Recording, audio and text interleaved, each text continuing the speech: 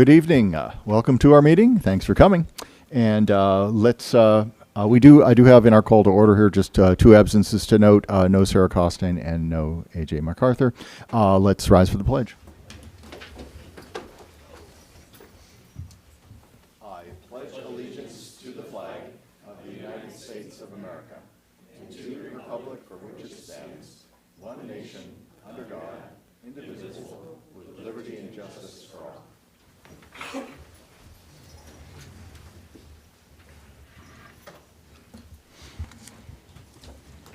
Okay. I'll make a motion to approve the December 8th, 2025 monthly workshop agenda as presented.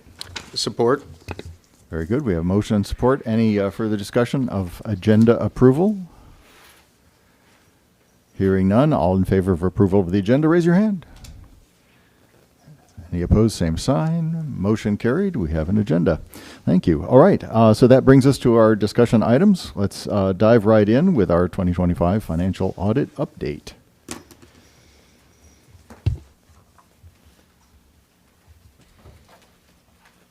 Should all have your audit books? Okay. So there were no findings this year on the audit, so that's the big ta-da. And our fund equity for general fund is currently sitting at $17,447,543.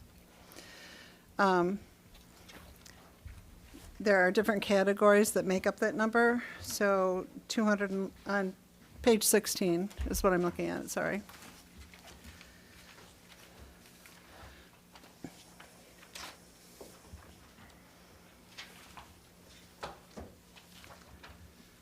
So $211,132 is non-spendable, that's our inventory, such as things that are in our warehouse and like that.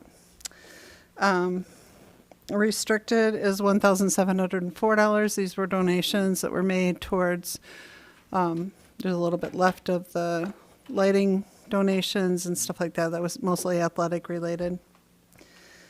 Committed is by the board's approval, $160,390. That is the build-up fund for the turf replacement and a couple other small things. Assigned, this is different categories. Some of it is money that carried over and is sitting in fund equity from the CTE garage sales, so that each department gets their own money. So that's assigned to them. And then the unassigned is $16,020,062. And that's what we have for emergencies or a large expenditure that needs to be approved or like that. So that has us setting at 29% available, which is the unassigned amount.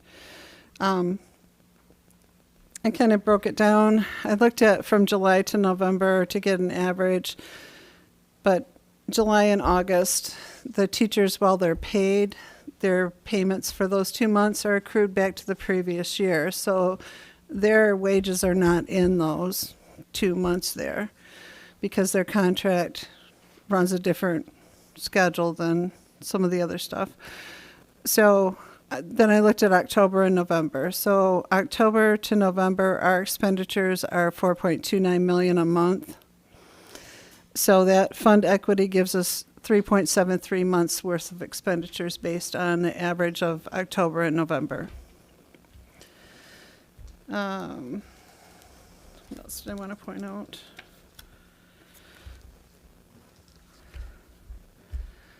I don't know, the district's sitting in a very secure financial position right now. Who knows what's going to come down the road with no interest rates, and I'm very disappointed still in the states.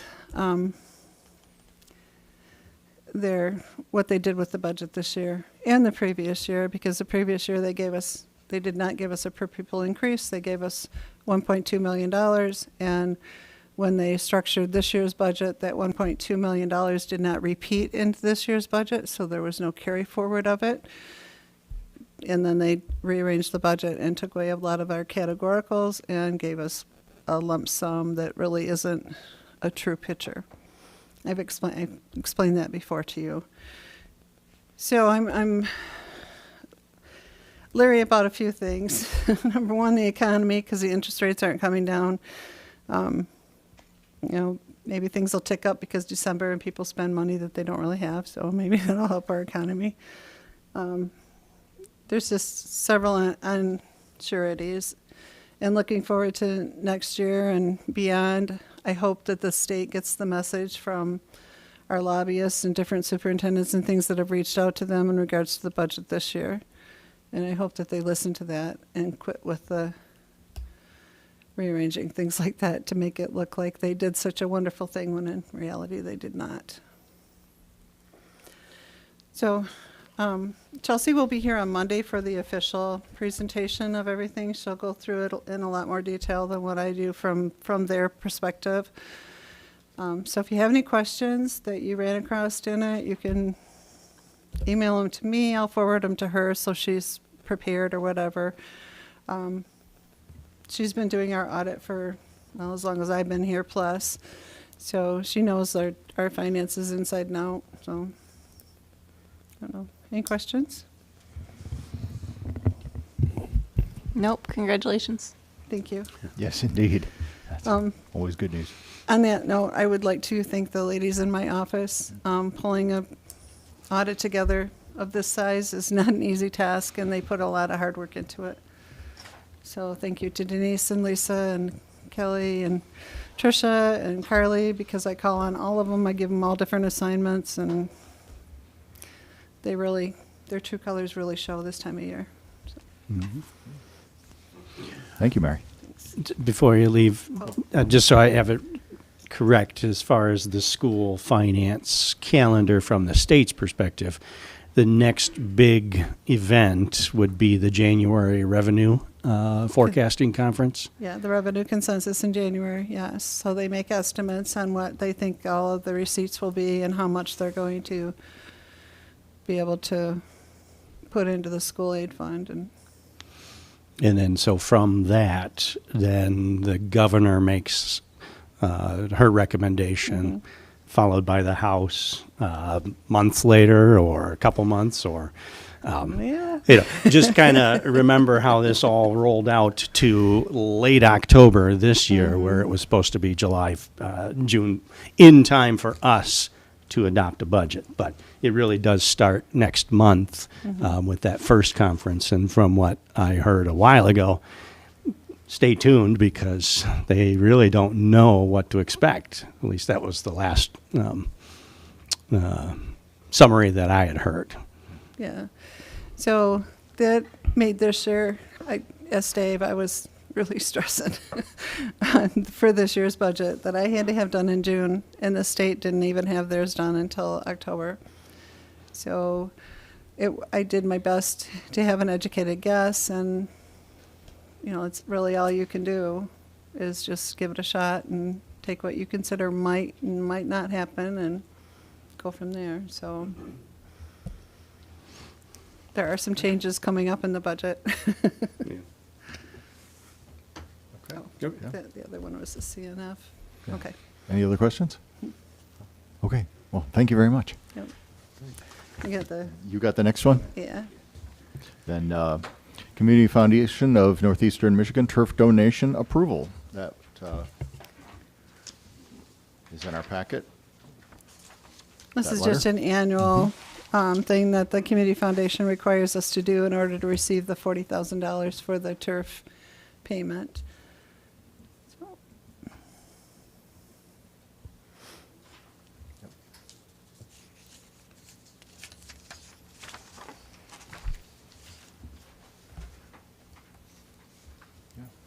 Any questions for Mary on that?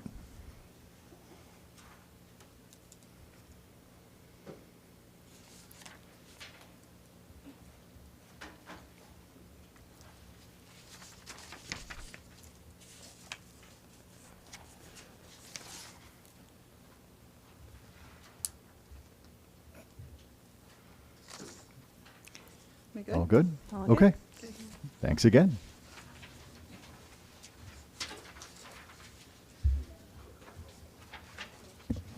Okay, well, that brings us to our artificial intelligence discussion, and Matt, take it away.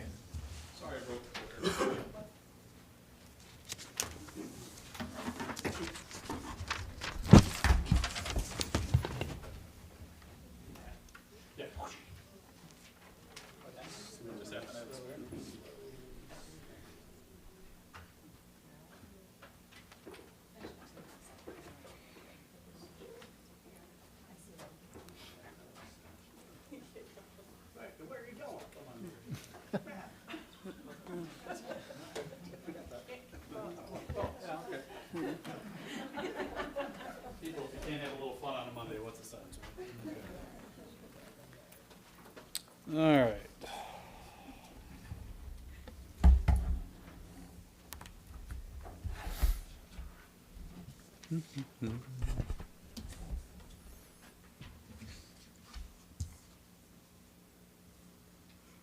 We're thinking.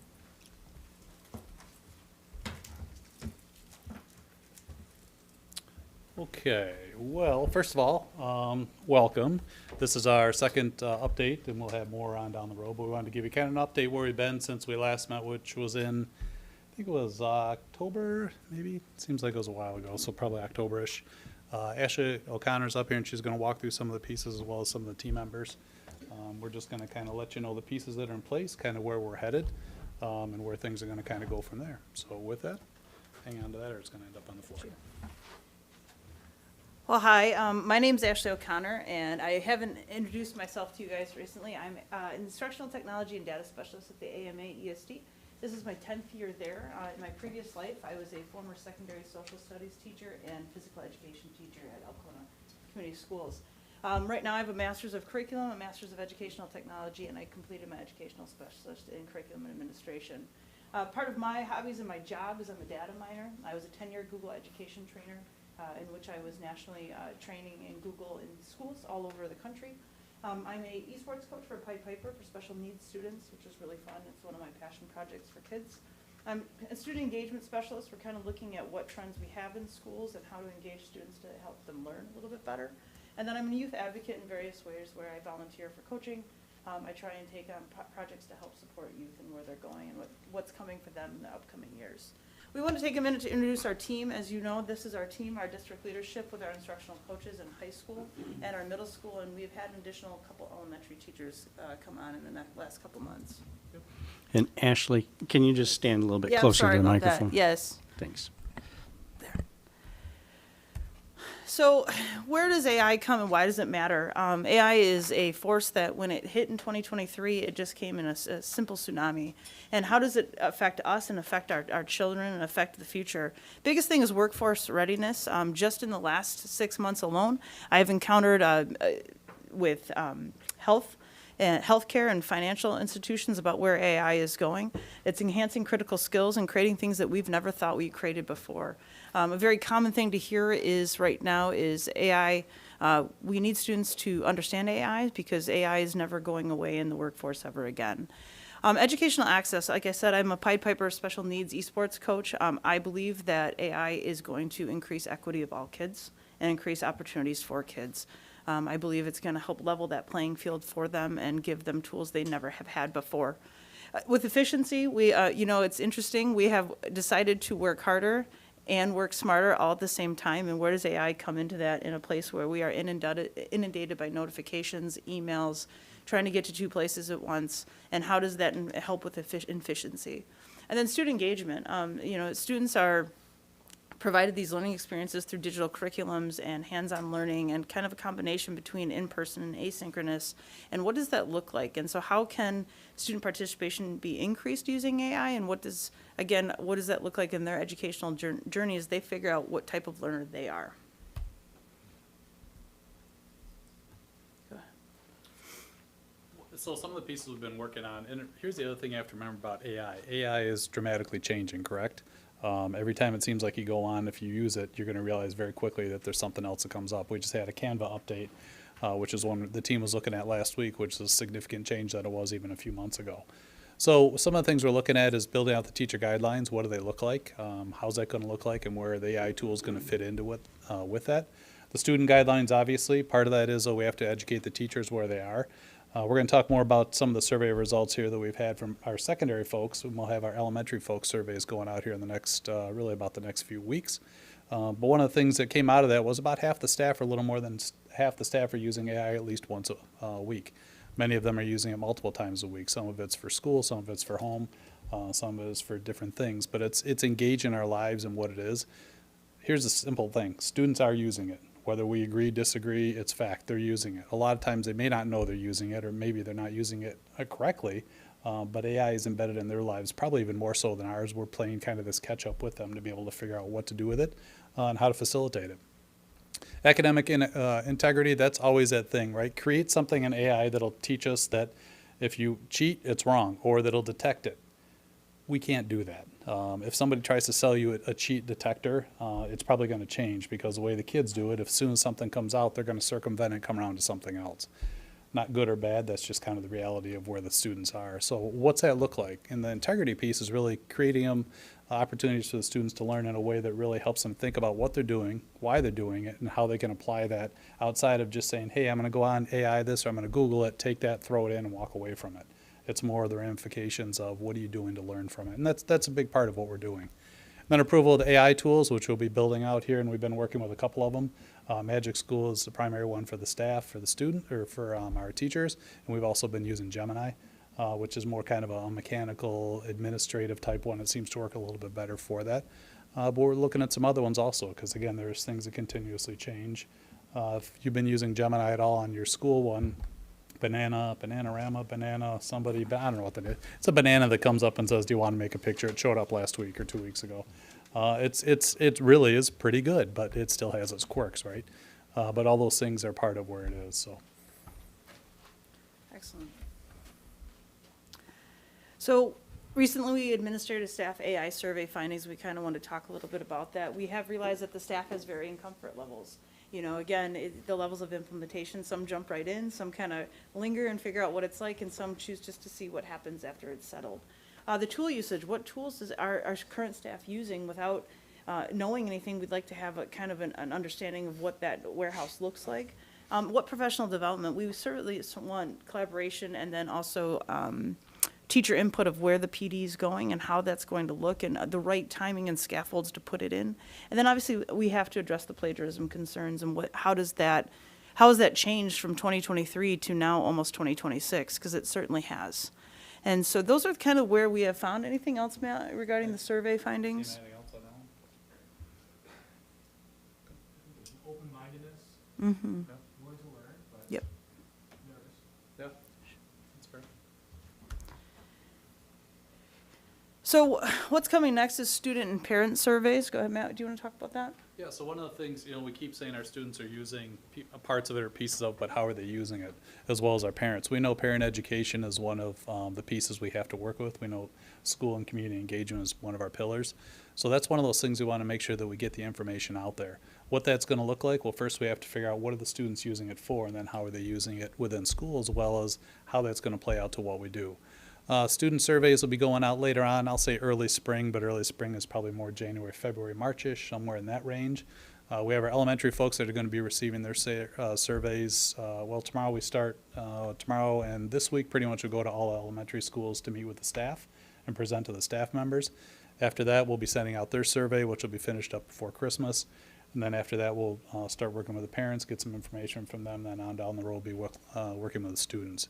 So, and really it's just to give us, where are we, right? What are the things that are using, and honestly, do people even know what they're doing as far as with AI, or is that part of it? Data collection, again, when we bring in those pieces together, using that data to help devise where we go and what we do, as well as some of our tools, and then really kind of putting the parameters on there. What are we going to do with that, and then what's that look like when we do a whole-scale rollout to the staff, which is targeted for next fall. One thing that I do want to say is this isn't a one-and-done type thing. This is a comprehensive. Even when we went to Google, which was, 10, 12, 15 years ago now, and we switched holistically as a district, we had a lot of time in there to actually build things out, but Google was kind of like this evolving thing.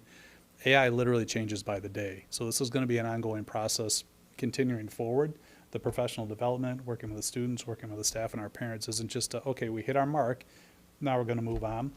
It's really about continuing that because honestly, who knows where it's going to go and what we need to do in our worlds. So AI implementation in the area, I have the opportunity to work with all 4 school districts, and I'm super blessed to do that. All of your local districts here, Alcona, Hillman, and Atlanta, I've been working on implementation of this. I'd like to call what you're at the foundation of implementation, so year 0 is where I'd like to have, just so we can understand what the community and stakeholders need, as well as students and parents and teachers. And so we are looking at right now year 2 of implementation in all 3 districts, and we right now are gaining more knowledge about the data use of AI, what tools they are using, and student supports. And so you're going to kind of see that in our timeline, where you guys are actually headed as well.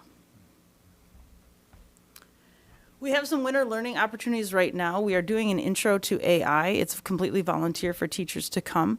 They meet with me for an hour and we talk about what is generative AI. We talk about the 2 tools that we have approved and for them to pilot. Some learning outcomes will, 1, increase confidence and gain practical skills with the implementation of AI and the use of it in their classrooms. We are having a resource availability where resources and support will just continuously be in there, including myself. We have a high attendance of teachers attending these. Our next session is actually December 11th. We just had one on December 3rd.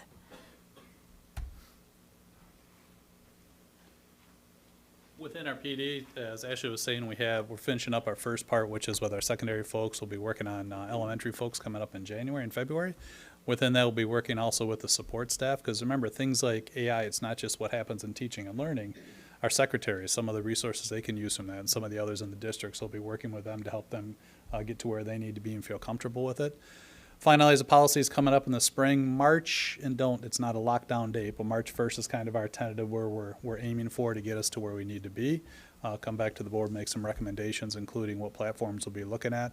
Launch our hub over the summer, provide some PD over the summer with our staff, and then also really do a full kickoff, which will take place in the fall. Again, that's not an ending point, really, that's a starting point. That's where we really start to move into what we call year 1. So lots of things going on, and some of that's going to continue to evolve depending on the needs and what folks are asking for. If they decide they want to do after school, whatever those are, we'll do our best to accommodate them. So a couple next steps that we have. 1, we are drafting our guidelines for teachers and students to use. We are getting a list of recommended students or supports for both teachers and students, but we are closely following the security guidelines of both CAPA and FERPA laws, because that's important to keep, 1, our students safe and our data safe, but it's also important to keep anyone in using it safe. So that's important to us. We have our student guidelines that are coming, like I said, on what does AI use in the classroom look like.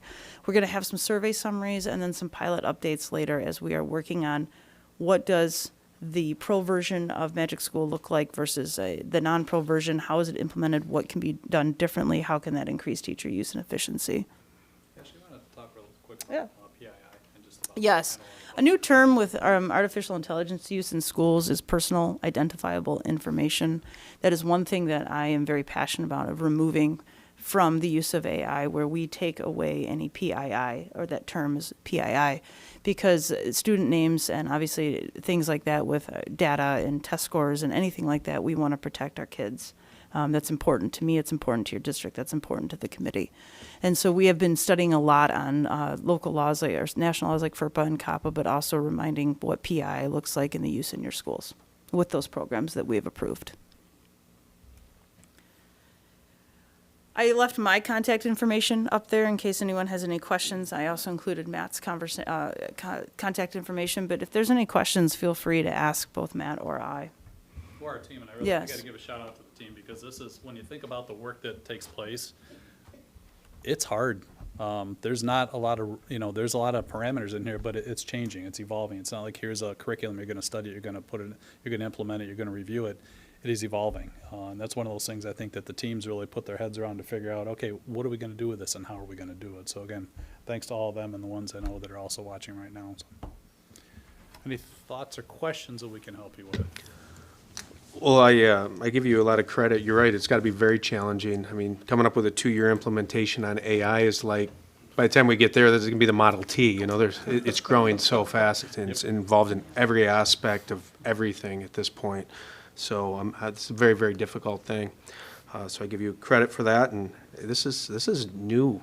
This is wild stuff. I think we first brought this up at the board, what, about 2-3 years ago now, and no one had even heard of it at that point.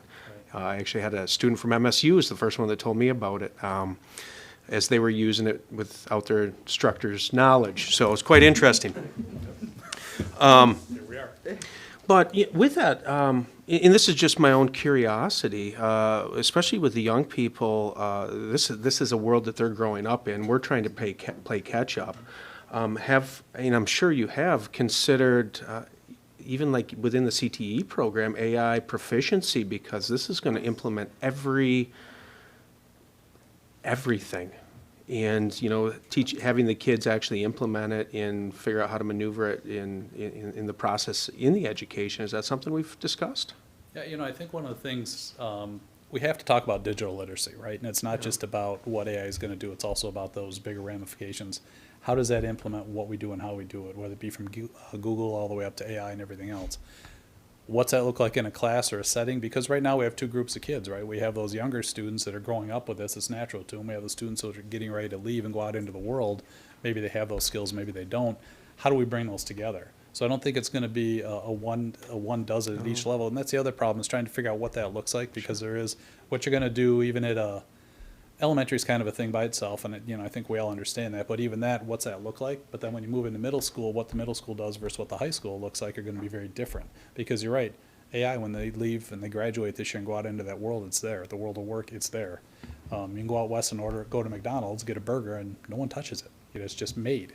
And it's not good or bad. It's just where we are in the world. So those are the things that we're grappling with next. What's that look like? How do we implement this within our buildings and really teach the students in a way that does it? And a big part of that's going to be coming from the teachers. What's that look like? We actually just, Michigan Virtual, we were on with them today, and they've been on this from the beginning. They've kind of been a foundation in the state for probably 20 years. They're really big into AI right now, but what they're really looking at is how do we train students alongside of staff? What's that look like? Because again, we're living in the same world, but we're really going at two different paces. We're playing catch up to some degree, but also teaching the students what it is that's right. So you're going to see some of those things implemented. My guess is at some point we'll have a class-ish. I don't know what that's going to look like-ish, but there'll be some requirements that come out of that, depending on what the needs are and where we are. But it's, again, the pace on this one is just so much faster, because it's not like, well, let's sit here, let's look at it, let's analyze it, see what the data says. A year or two, we'll move on it. A year or two later, that ship sailed. So those are one of those pieces that are in there.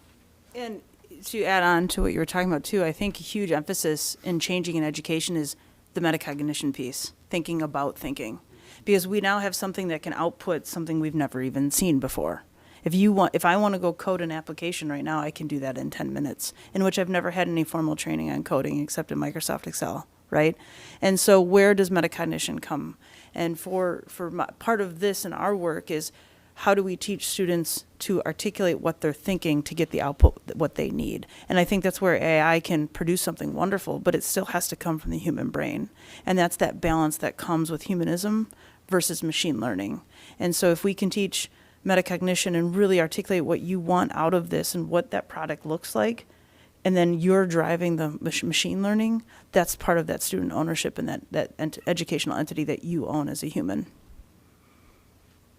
Any other questions? Yeah, I had a couple occur to me.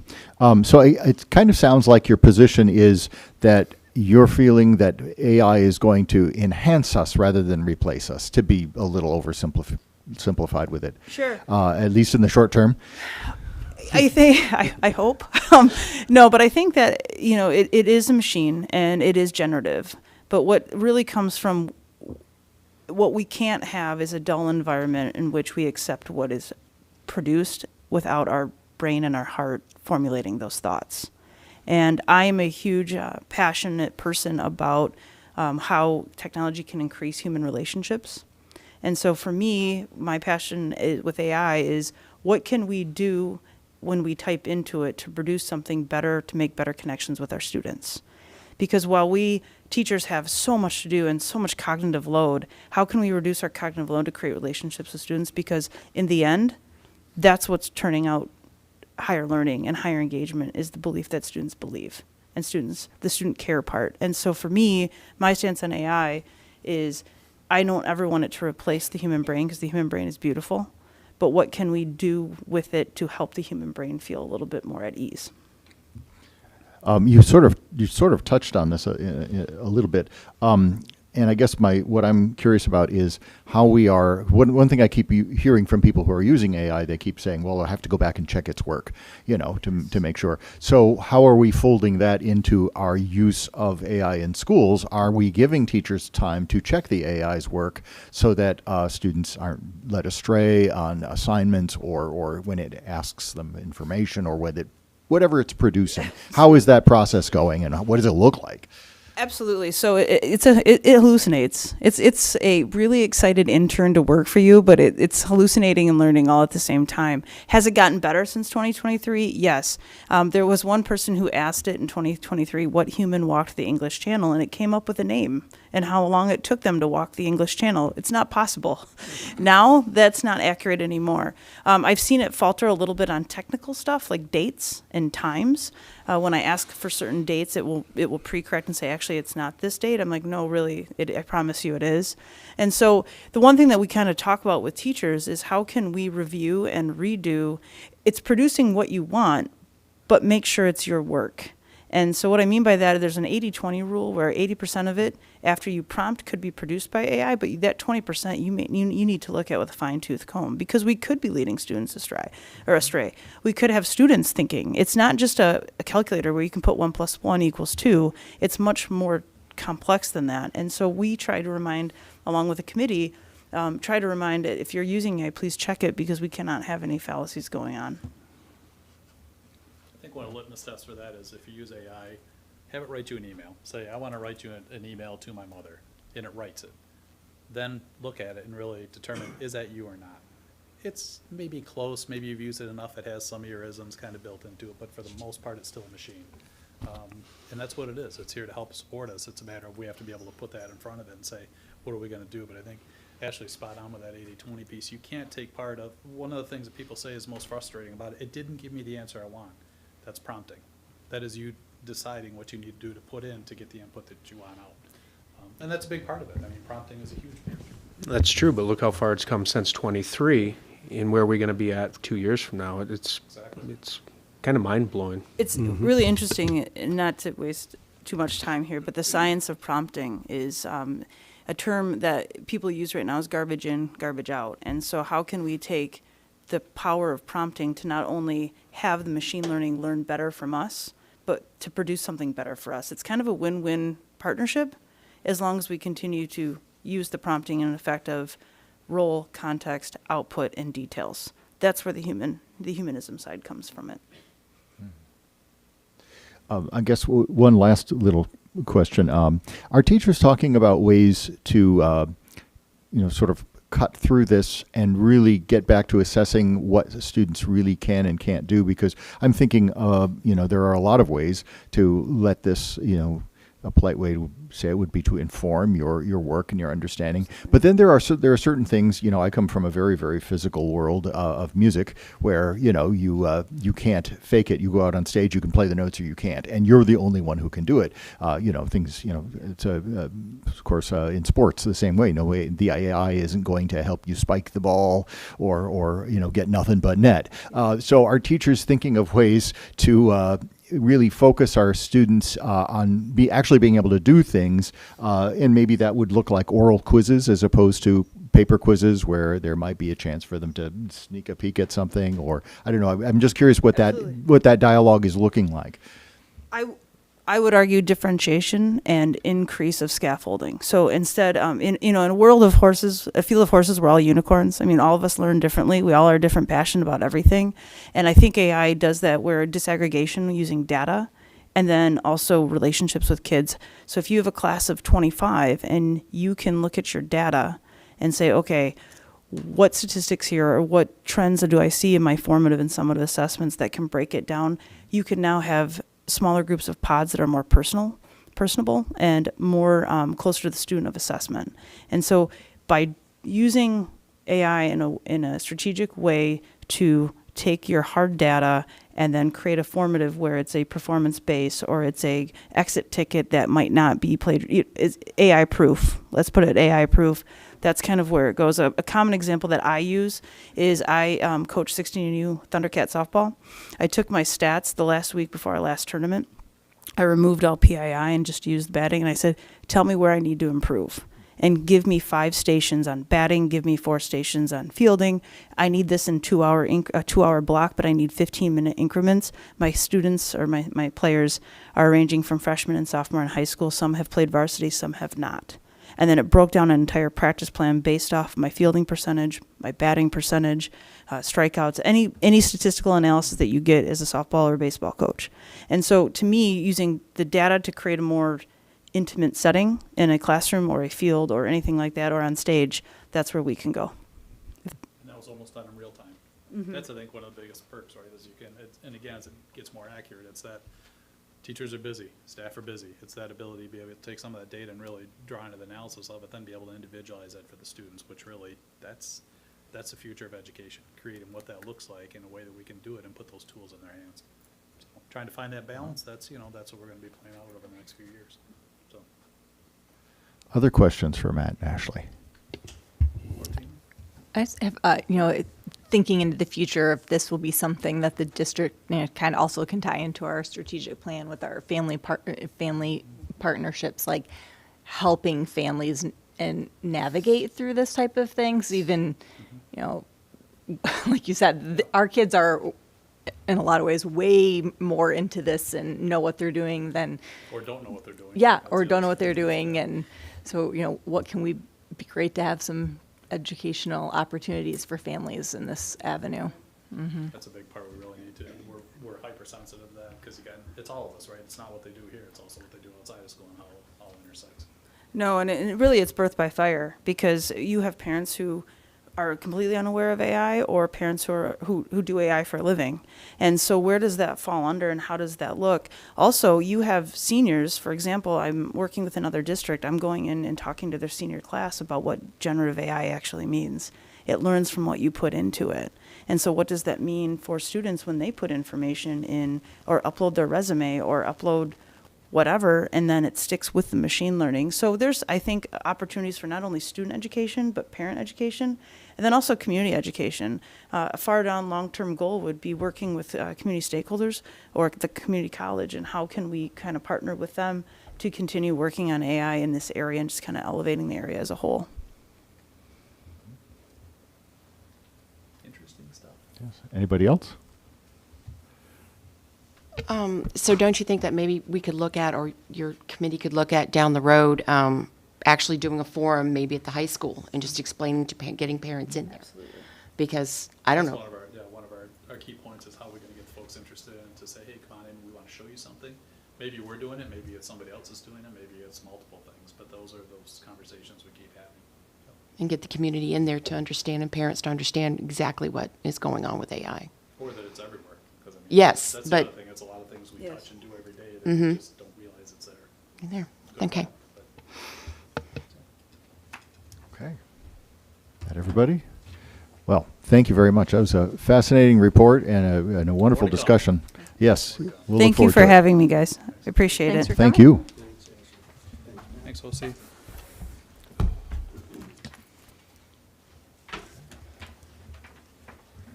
All right, that brings us to the proposed new courses. And you're going to field this one as well? Come on back up. Hi. So you have in front of you, which you also have on your digital form. So what I'm gonna do is I'm gonna read through each one of these courses just briefly. Then what I'll do is give you some time to process, and then next week, if you have some more or additional questions, we can go through it.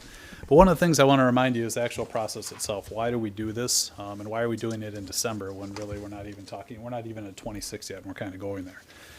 Well, as one of the pieces of secondary, as we start working on the scheduling process, really it's already taking place behind the scenes. The students will work through the scheduling with their counselors in February and March.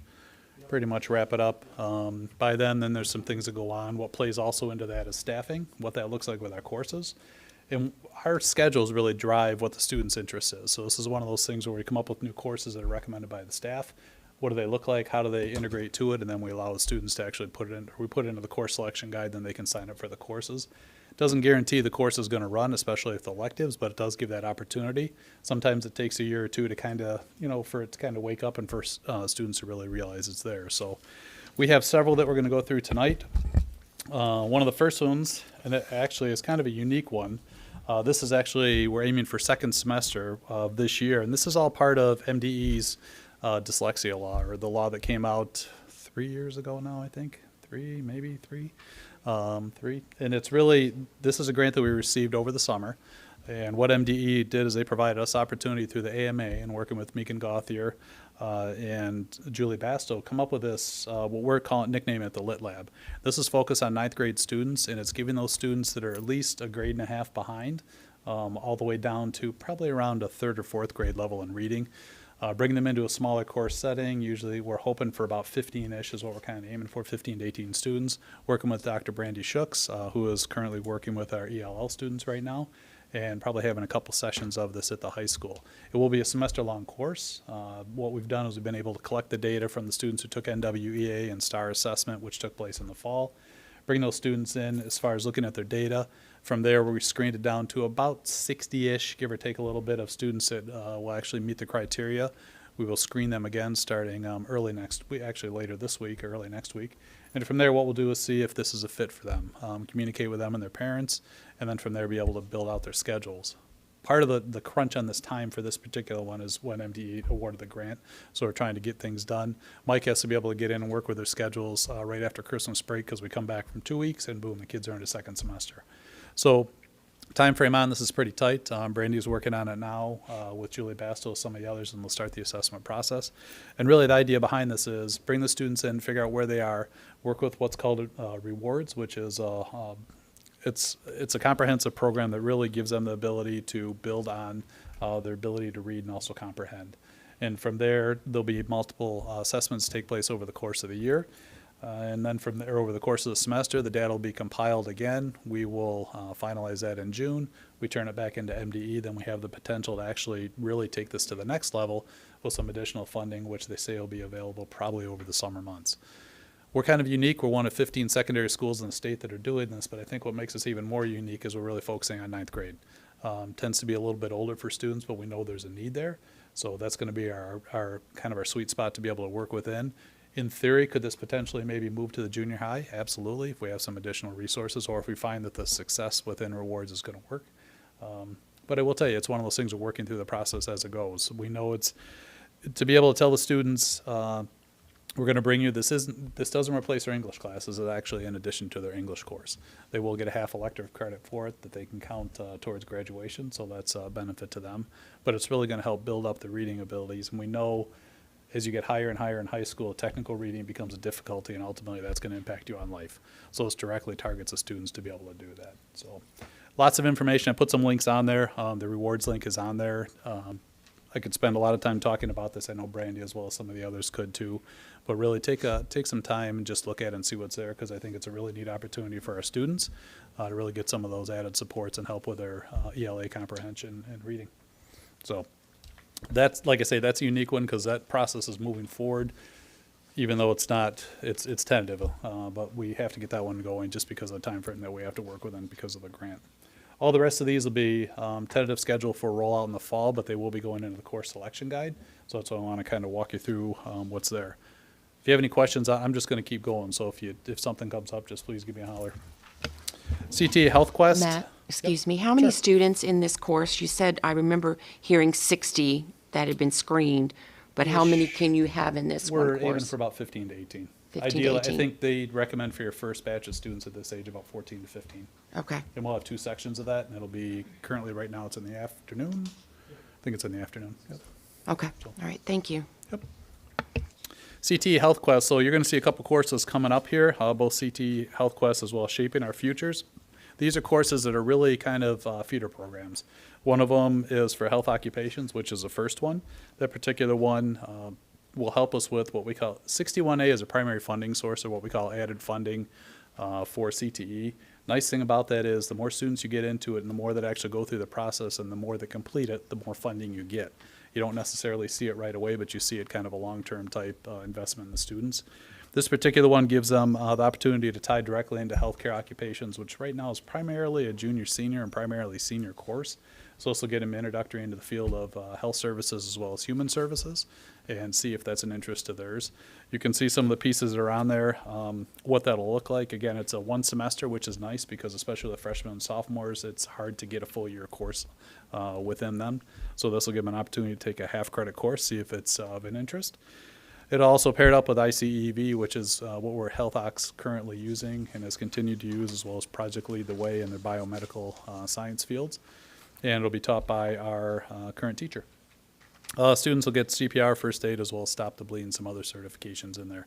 It's going to be a jam-packed class for a semester, but it'll be really neat to see how many students are interested, because we know there's an interest.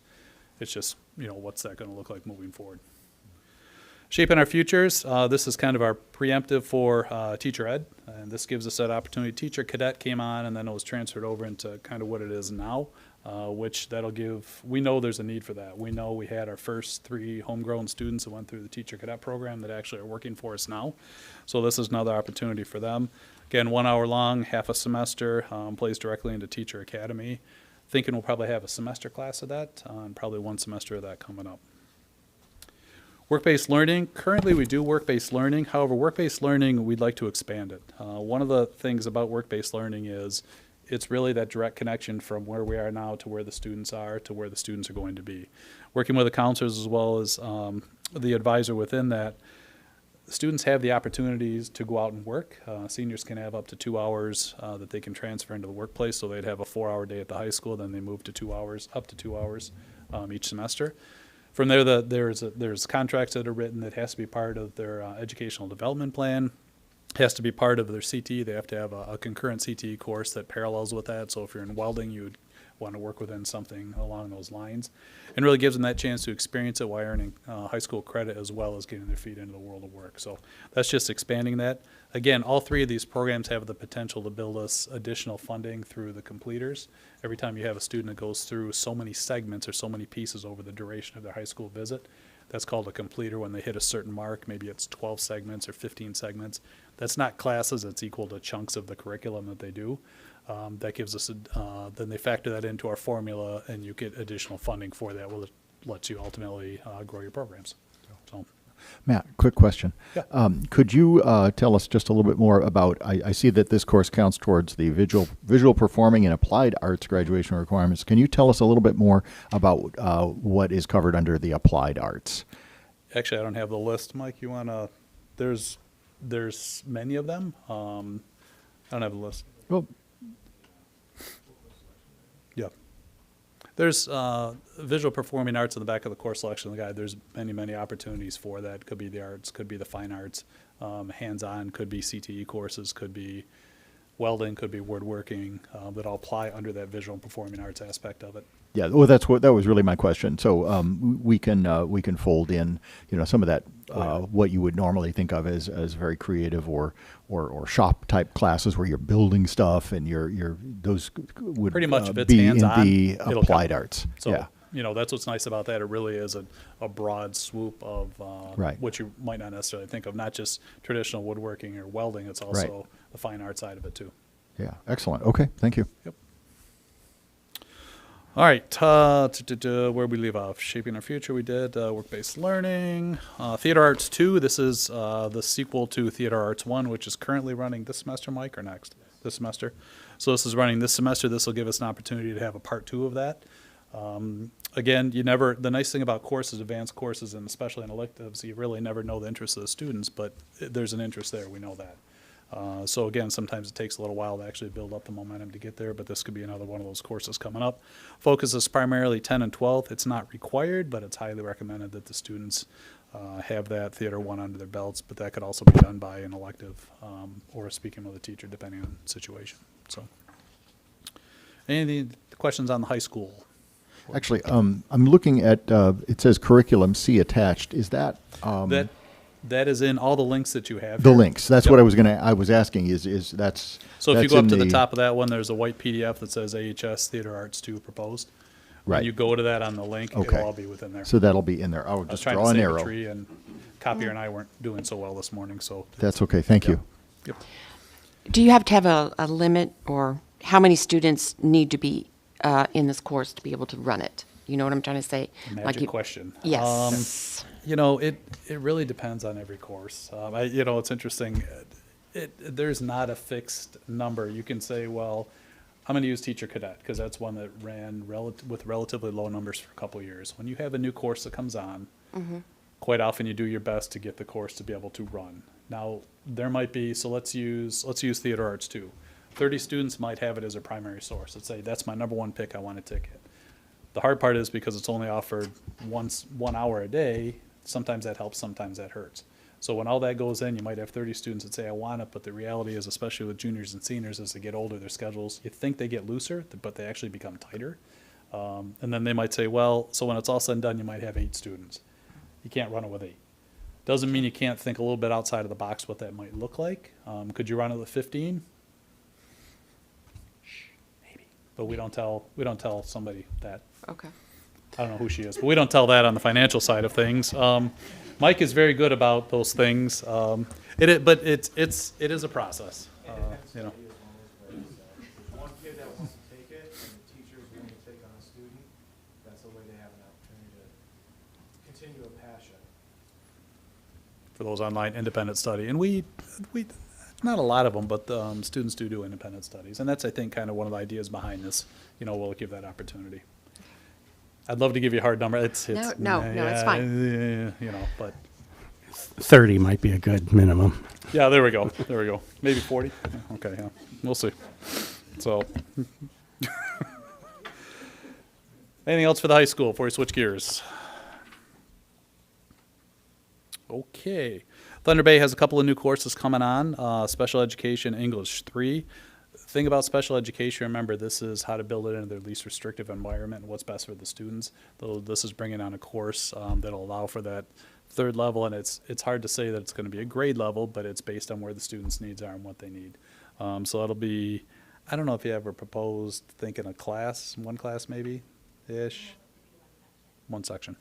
So, and how many students are in there, it just depends on where their IPs, where the team feels that they fit and where they need, and it's kind of those pieces that go into that. So relatively, remember, special education classes tend to be smaller, and they could be significantly smaller, but again, it's about giving the students what they need. Second part of that is math. This is just really a name changeover. This is from Resource Room 8. It actually coincides now with the rest of the math because it's, help me out, Katie, it is basic and then 1, 2, 3, 4, 5, right? But it's basic. 1, 2, 3, 4, 5. So this would be the fifth part of that, or the fifth segment.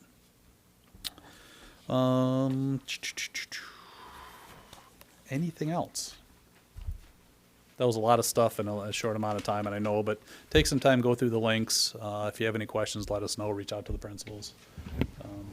And again, that's kind of where things will be embedded into the course selection guide, because again, ultimately that help drives what the students select and ultimately staffing and what's offered for next year. How's the feedback with the new math curriculum? Elementary or secondary? Both. I How are can- things going? I can speak secondary. Steph can Yeah. probably come up and speak elementary. It's like everything. I think there's pros and cons. It's trying to figure out, because again, with every piece of, we haven't even got into the AI side yet, but with every piece of curriculum you have now, there's that component that goes into it. What's it look like? What's the assessment piece look like? I think that's going to continue to change. I think it takes a good couple of years to figure out, is it working for what you need to do? But it's not just about, is it working? It's more about, what are the pieces that you pull out of it? Again, we also have a lot of new staff. So anytime you have a new staff, then it's one of those things they have to learn this, as opposed to back when we taught, it was, here's your textbook, teach from page 1 through 200, and we'll see it semester. It's totally different now because you have to really figure out what are those nuggets, where are they? Using things like STAR at the high school to assess where they are is going to help the teachers actually get to where they need to be and really finalize some of that. So I think it's like everything else. It's trying to figure out, it's still early. Is it helping? Yeah, I mean, I'd hate to say no, but it's a matter, is that the sole thing that's helping to move forward? I think a lot of it is based on what the teachers are working through. But again, with the young staff, you have to really be able to coach them up, which our coaches have been a huge part of that. I know Melissa Dream has been spending a lot of time both at Thunder Bay and the high school to help with that. Next. Does that help? I didn't mean, it's, The elementary, it's going well. It's difficult because the rigor is a lot higher. So like K1, 2 teachers are, it's new, so that's difficult. Third, fourth, fifth, the teachers like it, but the kids don't have the foundational skills that they would have gotten in K1, 2. So that's a challenge. With the new digital program, Waggle, it is truly adaptive, so that's helpful. But there's still some kinks trying to figure out the tech piece with that. We've had 3 after-school sessions. We have 2 more coming for teachers to get help with instructional coaches. And then 2 of our instructional coaches have a Coach Lee coach from the company. So at this point, we have a Google Doc going of all the things we wish we had done differently, the things that we wish we knew, just to kind of work out those bumps and kinks for next year, just to make it a little bit easier. But it's going well, but it's hard. I mean, the rigor is, which is what we want, but there is going to be that window of time where the kids without the foundational skills, we have to have interventions for them in order to be proficient with what's expected right now. And we still have, the ELA curriculum is only technically 3 years into implementation for some of our early adopter teachers. Mm-hmm. So you've got now the teachers that have been here for those 3 or 2 years, managing the implementation of 2 new curriculum, as well as anyone who's come on board since we did that initial rollout. So. And they experienced that same issue with the rigor. So our upper L ELA teachers had that same struggle because the foundational pieces were missing if you have a student starting at 4th grade or 3rd grade in that. So it's really our kids in like K1, 2 that are going through the whole program. That's where you're going to see the improvements. But when you start a program like that at 4th grade, you've missed 4 years of instruction, like at that high level of rigor, if that makes sense. Is there any one element or category? I think your microphone's off. Sorry. Thank you. Is there any one sort of element or category of the new system that is maybe more consistently causing challenges that you could say? At the very beginning, I would say the biggest challenge that I heard was the amount of content to try to get in one lesson. We received feedback in that area they were struggling to get it all in. So then we went back to the curriculum experts within the company, and they had would have been nice to have this at the very beginning, but we didn't. Now we do. Of what should you focus on first to make sure you hit these 4 elements of instruction. When you've mastered those 4 pieces, now add on this component, and then add on the next component. So it allows the teacher and the students to kind of get that pace established within their classroom. The more you teach it, the quicker you can get through some of those routines, and then basically telling them what can you cut out for now, and then add back in as you adjust your routines.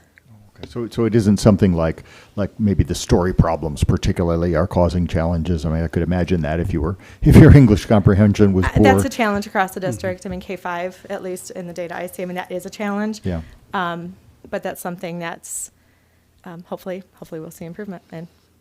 And I would say in our data, too, we see that application of mathematical practices, they may be able to do the formulas, but then taking it to that next level of applying it, which probably comes large through story problems and what would you do? Our data kind of confirms that they're struggling with that. Well, it's good to know what the challenges are, and it sounds like you're certainly addressing it, so that's good. Yep, and our teachers are doing an amazing job. I mean, it's a lot of outside time for them as well, planning, because it's all new. So it's definitely appreciated, but it's a lot of work for them. Well, thank you for that impromptu update. You know you weren't necessarily planning on doing that, but that's very helpful. We appreciate it. I have a question, or just a thought that went through my mind as we talk about high school classes, not anything necessarily specific to this, but, as sometimes, do we ever reach out for feedback for graduating students? I feel like sometimes I've heard reoccurring themes of when kids, specifically those who are going on to higher level college, that one area they really feel that they've lacked when they leave Alpena is, and it kind of goes along with your AI comment, is coding, that they're going to Michigan State, and joining classes where kids are coming from districts that offer AP Python, all these different coding classes, and we don't offer really any. And so has there ever been a conversation or anything in our CTE program that can help supports that? And now as we go into coding, that's going to, or go into AI, that kind of. It'll be interesting. At our last training, Ashley was talking about how we're looking at the big picture on AI and how all these coders are out there, but AI is even changing the way that is. But on a side note, so we have about 600, how many CTE students, Mike? 600 and change, Jesse? What? CTE students, 650, something like that? But I wanted to add that we do have some coding, is not a course exclusive to that topic, but we do have coding embedded in robotics and engineering CTE program, as well as our business and digital media courses. So they're like units or multiple units versus like the whole course, but definitely something we want to be looking at for the future. Yeah, and some of those, is the engineering class still, is that a 2-hour? Is that, because I feel like it's only one. I feel like some of those classes, these kids that are going the college route, that track, it's hard for them to fit in physics, chem, and then in engineering. Throw dual There's enrollment, throw an AP in there, and Yeah. pretty soon they need 12 hours a day. Yeah. And I think this is the concept, yeah.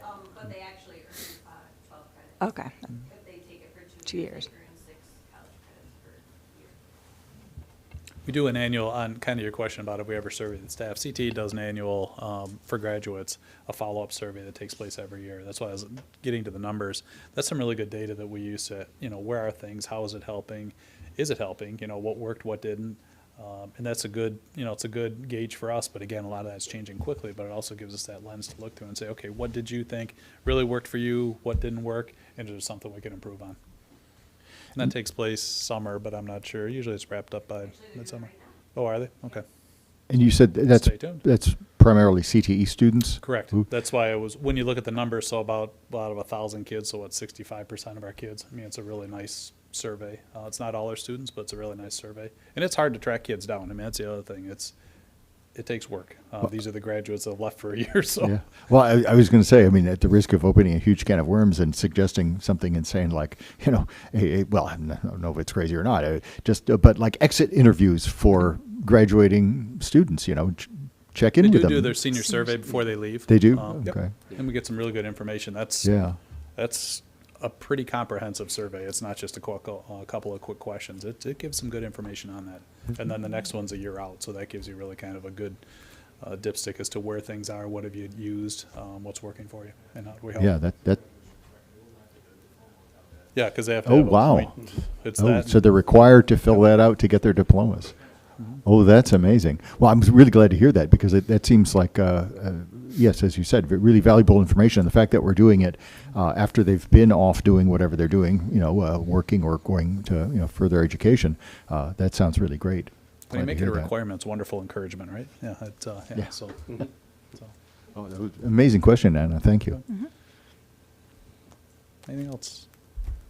Sorry to hang out here for an hour, but it's good stuff. Okay.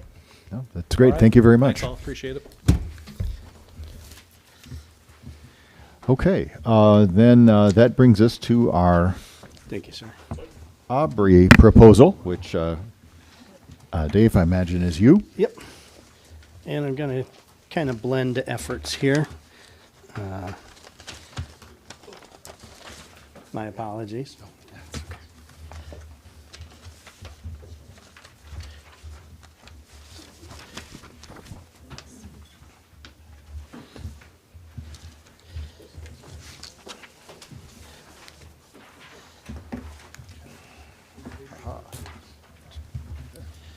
Oh, it is very small, though. Yeah. It didn't, and we spent a lot of time trying to figure out how to make it it just won't cooperate. It'll. I'm just going to throw it up on the screens so if everyone can see what we're looking at.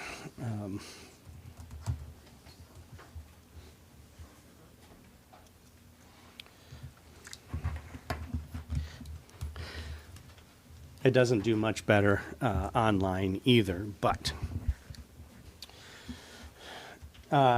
So this will kind of inform our conversation about developing board goals.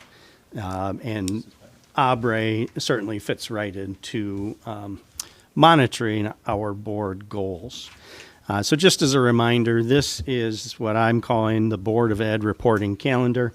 We looked at this back in July at the mid-year progress report and basically mapped out the monitoring calendar for the strategic plan activities for the Board of Education.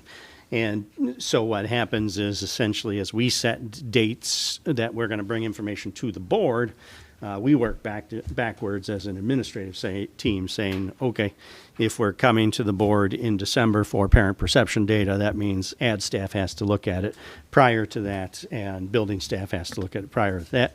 So we've built this cycle of, moving data from the classroom up to the board, aligned with this calendar here.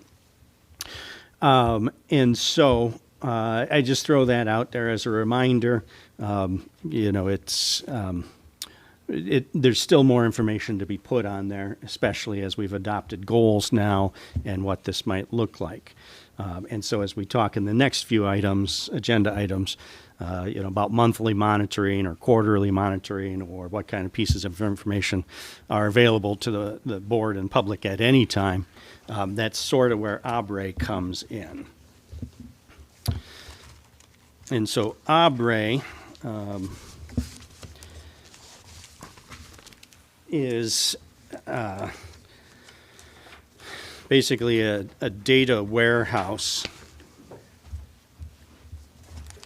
And the real appeal of this is you can pull data from multiple sources and compile it into dashboard views or reports that are informed by the different the data points. So from the board's perspective, ABRE actually has a strategic plan dashboard. And so you post it on your website, and it takes and calculates based off of the data what the goals are, and the data updates according to those goals. So, for instance, for the academics and programs goal, we agreed that we would pull data from MSTEP, PSAT, SAT, Brigance, and Acadians, and those are 5 different systems, and we could go to each of those 5 systems and manually calculate and then generate, some sort of score or mechanism to record that. But that's what ABRE does. It automatically pulls in that data from those multiple sources and then creates one nice view at the board strategic plan level. Beyond that, for the administrative team and the teachers, if we're looking at our standard assessment system, again, our standard assessments are going to come in multiple different forms. Sometimes it's a Brightspace teacher-generated assessment, or it's taking it right out of our math curriculum, or we might draw from a different item bank, or those sorts of things. And ultimately, as we build this system and we want to monitor our students' progress quarterly or more frequently than the board's annual review of the data, we then can have all of that data pulled into one view and be able to analyze it much easier. It goes down even a level further to the individual student level, where we have all of these options available to us in a number of our different data sources. Synergy, our student information system, does have an early warning indicator system, but it's limited in what data it can pull in to get a view of our students. If we want to pull in visits to the social worker, or next to attendance data, next to academic data. This allows us to pull, again, multiple data sources into one report, dashboard views that allow the teacher level to look at the students in their classroom. But really the power is at that building level, the grade level across the district, those bigger district trends. This is really pulls all of those things together in an easy to use format.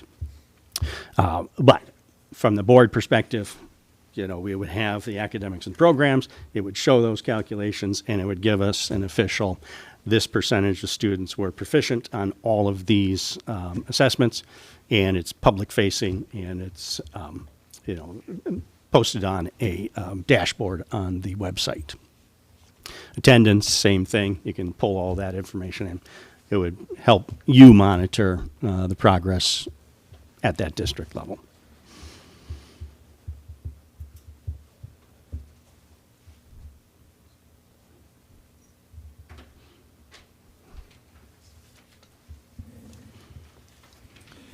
I'll just chime in here. I was, I got briefed on this in our agenda building meeting, and it struck me as kind of a fascinating way to just digest this all into one view, depending on what it is you want to see. And, I think different times I remember board members asking a question, and the answer, of course, was, well, we can't really track that this way, or we don't have access to that. If we studied it somehow, maybe then we would. But now you have the ability to pull all kinds of things in, and if a board member says, hey, what about this student population and this factor that might affect them, you can do it.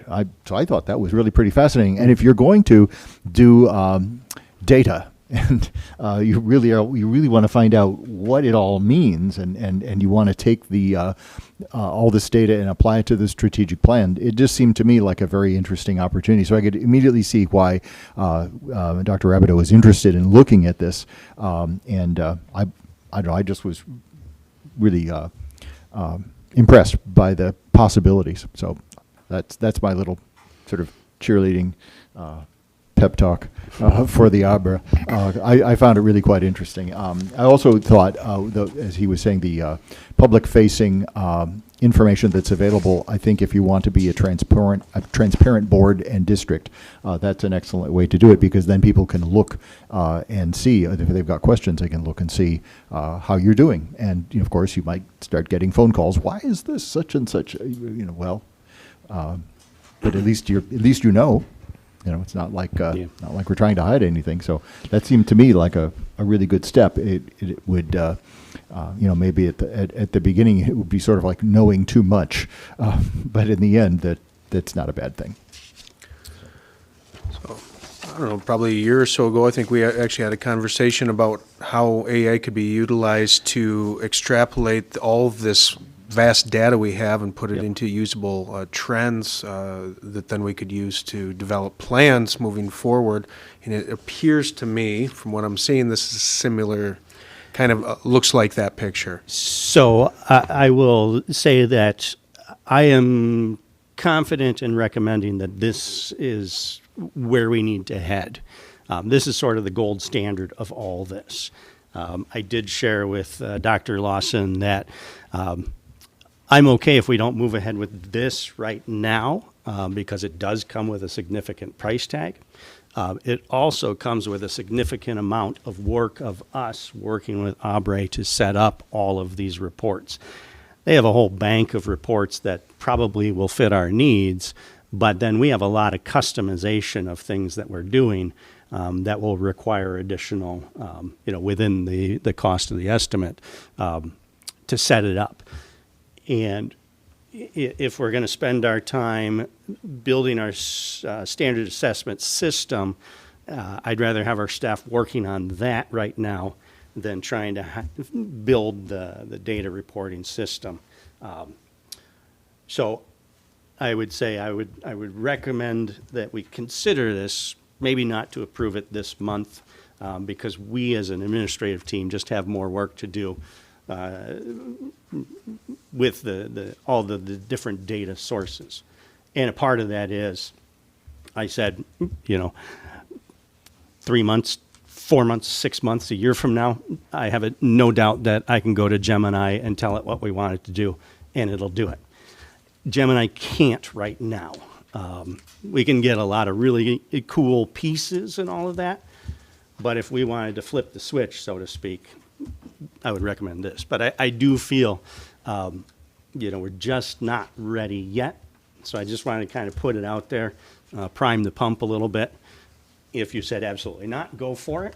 I could support that too. But I think, I think we just want to start thinking about this. What is administration using right now to track some of this stuff, like absenteeism and what are we using? All sorts of different data sources. So if it's absenteeism, it comes out of Synergy, our student information system. And then, that you get some attendance data, you get some grading data there. But all the other factors, state testing and PSAT and all that, they're all just siloed pieces of data. And so again, the beauty of this is you can tell it, I want to look at all of these different data sources this way, and it'll pull them all together and present it to you. So there's a tremendous amount of data analysis going on. And I think, my staff would say that these pieces individually are good. They do what they're supposed to do. But we're looking for that more whole picture, that no one thing we have really gives us that whole picture. So like attendance next to NWEA data. NWEA data reports are wonderful, but then you have to kind of lay them out physically next to each other with attendance information and try to find patterns in that. And again, this would be able to pull it all together. And Gemini can do that as well. You can throw attendance, you can throw NWEA and ask it to identify trends and those kind of things. You can ask it to produce some charts, but there's so much work in did it get it right? Did it understand what I asked it to? It's just not quite to that point yet, but it's pretty darn close. And at the speed at which it's evolving, I would be comfortable in saying that in a year, probably, and that's a probably, not a definitely. But there's no customer service, no one actually looking at making sure that everything's working. And the other nice piece too is if you get that dashboard set up, then it's hands off. It's automatically just pulling this data from official sources. Once you set it up, we don't have to go back and keep updating and everything.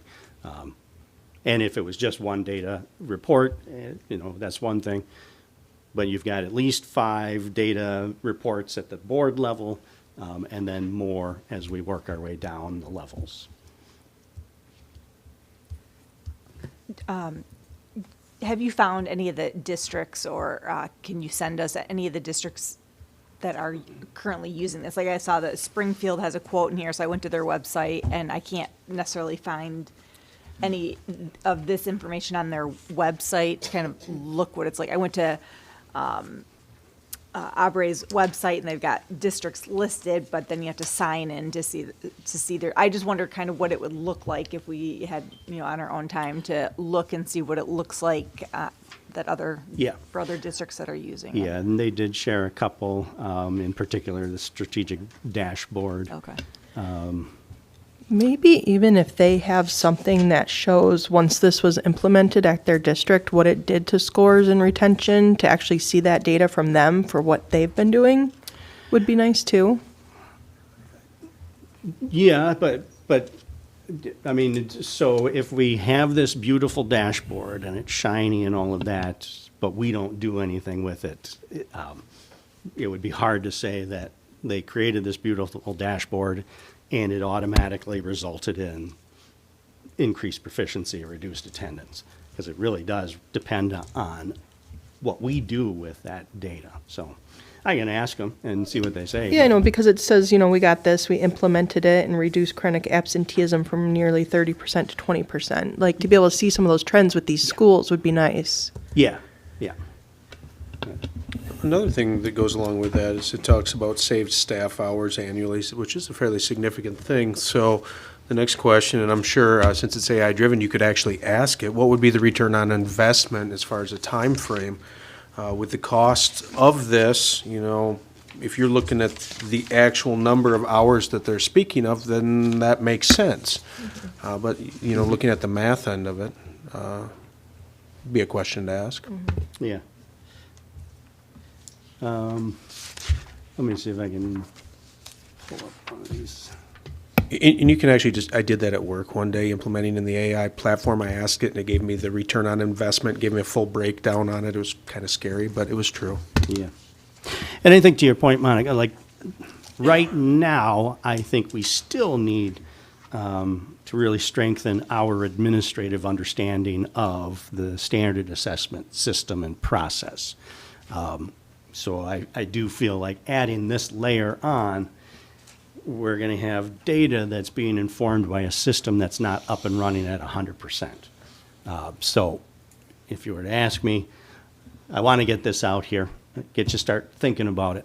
This is the gold standard of where I'd like to go, but I don't think right now is the time, unless, of course, you say, yes, absolutely, we should go ahead with this. But I think there's a lot of work not a lot, but there's work we need to do to really get our stuff together. Like we heard, garbage in, garbage out. If we're putting up data that we're not 100% comfortable with, we've built the process and we're using it the way we want, then this is just a shiny thing. So in my understanding, you're saying this is probably the future, where we're going. It looks awesome, but maybe pump the brakes and see what Just breadcrumbs, right? Yeah. Just kind of Like- see what's to come? Yep. Okay. Yeah, and I would just, say that I kind of pitched that to Dr. Lawson, but he was intrigued. Oh, And- very and much so. Yeah, I figured we'd throw it out to you too and see if there's, a burning interest. But I am absolutely okay saying not yet. Yeah, I agree. So I'll show you, they did send me a couple of samples and examples, and I'll just add it to my update Yeah, so you can perfect. see. It'd just be kind of fun to kind of look at what they're doing and what other. Yep. Yep. Yeah, I thought it was, since we're really, I think the whole tying in data to the strategic plan goals and really having a sort of laser-like focus on some of these issues is going to require a little different way of looking at it. And it's very interesting to me. I'm sort of still being dragged, well, not so much kicking and screaming anymore, into the 21st century. When I was a college professor, sometimes people would come to me and say, well, Dr. Lawson, we notice you're not using very much technology in your classroom. Wouldn't you like to use more technology? And I'd hold up my violin and say, my 500-year technology suits me just fine. But I know that that is a special case, and that not everything can or should run like that. And so I find it very intriguing, and so I just wanted to voice my support for the general approach, because I think that if you're going to do it this way, then probably more data and more organized data is the way to go, rather than to just dip your toe in and say, okay, see, we did data. Yep.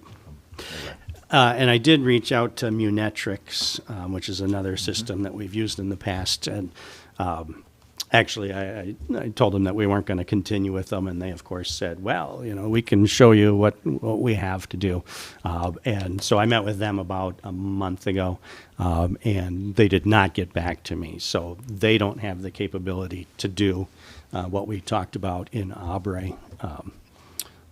Just so I'm assuming, because they didn't get back to me, I'm assuming they weren't able to produce the reports that I was asking for.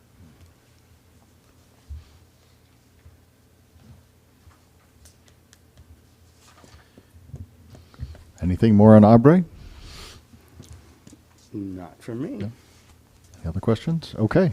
Then that would bring us to our strategic plan goals.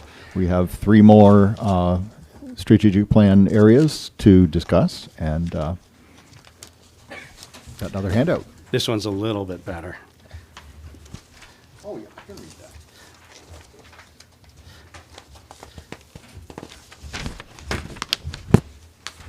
You don't want another copy?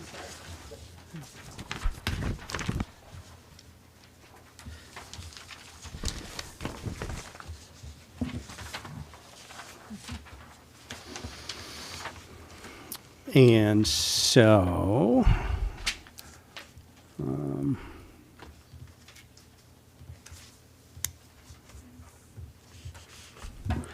just so everyone can see, this is what we're looking at. And this one is just how I've been recording the goals that the board has adopted. And so in academics and programs, increased math and ELA proficiency. Talks about how we're going to monitor that, how often. We had adopted a attendance goal under a whole child. And then when we were last met on this, we had some ideas for personnel, family and community partnerships and stewardship, but we did not officially adopt anything. So just kind of continuing that conversation of what does the board want to do as far as goals.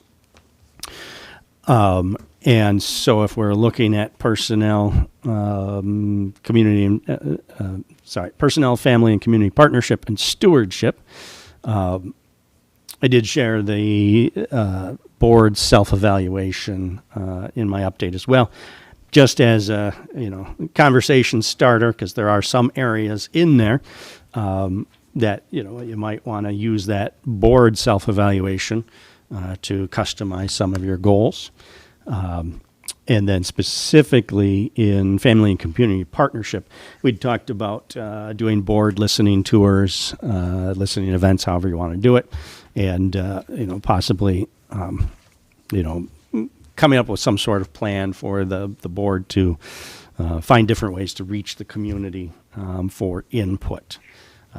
So personnel, we had, I think, pretty well settled on the 90% retention of the first-year teachers, and then measuring in some way Raymond's mean score.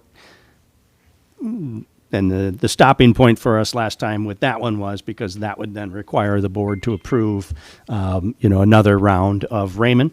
And we just didn't talk about it at that point, but we certainly could. And then I think we still had some work to kind of figure out how to measure family and community trust. But perhaps that's one where it's more focused on the board and getting out and doing listening listening sessions. And then last time in finances, stewardship, we talked about, can we tighten up the language, around maintaining fund balance in some way, not changing the policy, which says at least 10%, but just kind of a goal of we want to be at this percentage. So really just coming back to this conversation, I just wanted to remind you of, that board reporting too. We would want to really start thinking of what regular, updates and everything tied to these goals would be coming to the board. But then you do have your self-evaluation and, the book study. We had a lot of conversation, I think, around listening tours.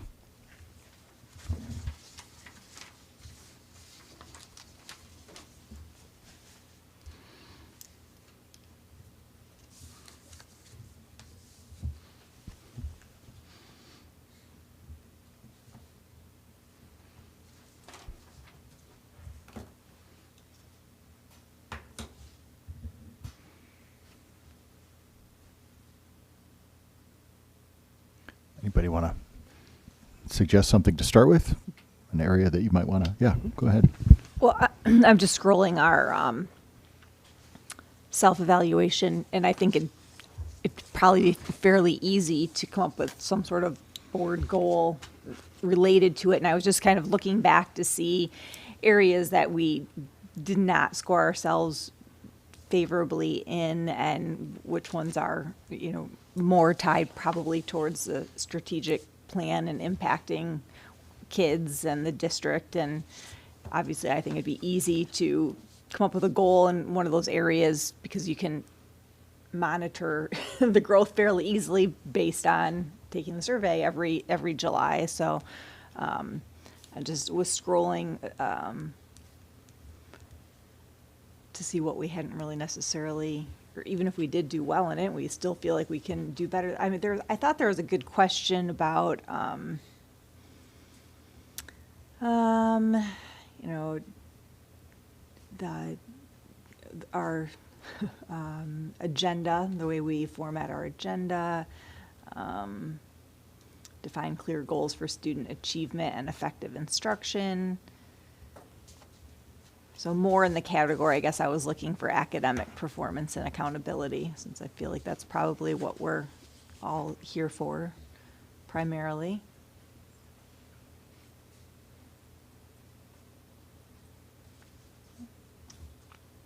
Nothing other than that, just kind of my chain of thoughts.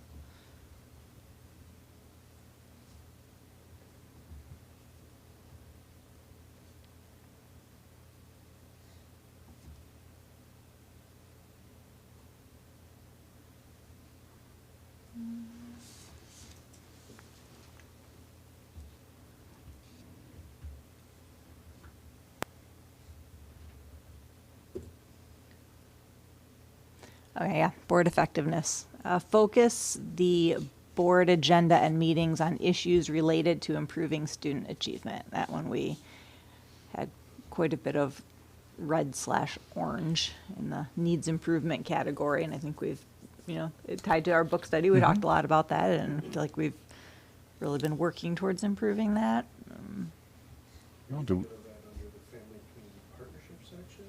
Well, I'm not sure. I was just on the agenda, or on Dave's board update, how continuing the conversation around Board of Education goals, some ideas to consider. The board may want to set a goal around board member training. We can talk about that a little bit later on too, so we could have a goal with that.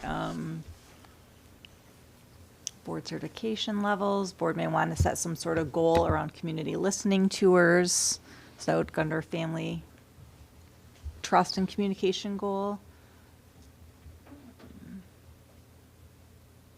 Yeah, and to me, that one was the clearest alignment with one of our goals. Yeah. You could make an argument, I mean, I guess, but like if you're gonna, set a certain level of MASB certification on training, that could be stewardship, I think. But it just seemed to me that if listening is a goal, that's a pretty clean, this is a family and community partnership goal. Would we want to go back to our sort of school tours, board meeting school tours sort of thing, where we could either in conjunction with a board meeting before, the board meeting, for example, or in some way, get back out to the community, into the community by having board meetings at the other schools, and then, like I said, maybe beforehand there could be a listening session coordinated with that. That would seem like something we already know how to do. What do you all think? Would that be maybe conducive to getting more community input closer to where they live? I wasn't on the board when you guys were doing the different schools, but I did like the idea, and I thought maybe you would get different people at the meetings, and that didn't have to drive as far.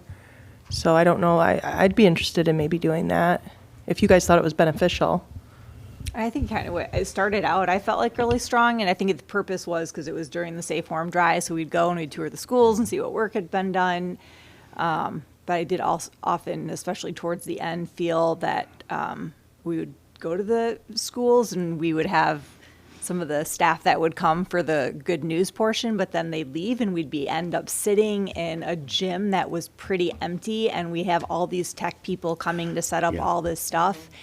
And I felt like it was a waste of time and probably money to be paying these people after hours to be setting up all of our technology to stream, and when we didn't necessarily have that many people there. And I think back then when we did it, we weren't necessarily streaming our meetings. So it was great because it was helping us be more visible. But now that we stream our meetings, I don't know that people kind of come out as. You know, we have gotten a pretty good turnout at the Wildcat Den also.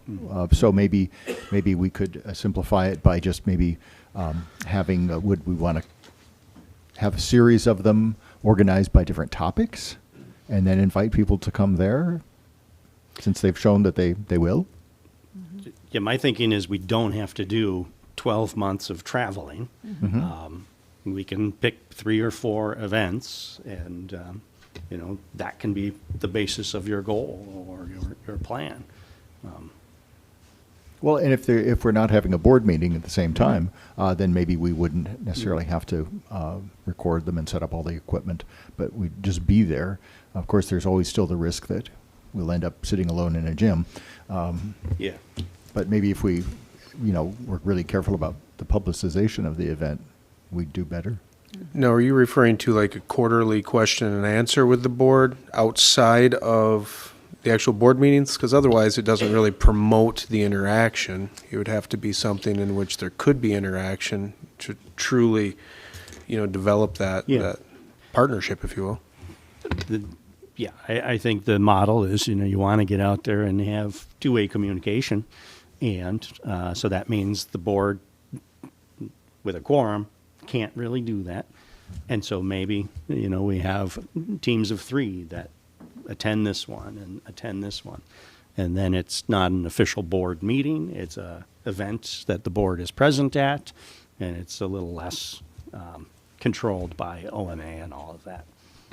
Maybe the other way to do it would be to have either a facilitator or somebody else make a presentation on the topic and get people talking, and then the board would just listen like we did, the last Wildcat Den one about the King Scott presentation. Yep. Would that be interesting to anybody? I don't know that would necessarily do a lot to increase the interaction with the community unless you're actually talking. Obviously, that would need to be a structured approach so that it didn't get out of control, if you will. But I think that's kind of the perception in the community is there's a divide between what the community wants and what the board does, when the reality is the only way you can address that is to increase actual interaction, good, bad, or ugly. I don't know what that looks like, perhaps, like you said, quarterly with less than quorum. Well, I think it might help too if you do something quarterly and it's not 7 board members. I feel like sometimes that maybe is a little, overwhelming or intimidating. Or if it's just there's 3 of us that are going to be, this place and a chat for an hour, and then you kind of rotate who does it so that it's not extra and it feels more like a listen, talk, conversation versus present to the school board type of thing. Kind of sounds like that. It really does have some traction. Everybody like that idea? And also, I feel like if it's not something where we all have to go to, it makes it easier to plan because we don't have to pick 4 dates that all 7 can be at, and you don't have to go to all of them, so it's not quite as daunting of a task to add more things to a busy schedule too. So Yeah. So would that be the goal, or would that be the means to achieve the goal?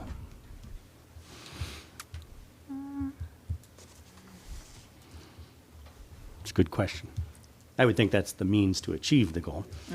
And then we'd have to figure out a way to quantify that it's working. That it's Yes. working.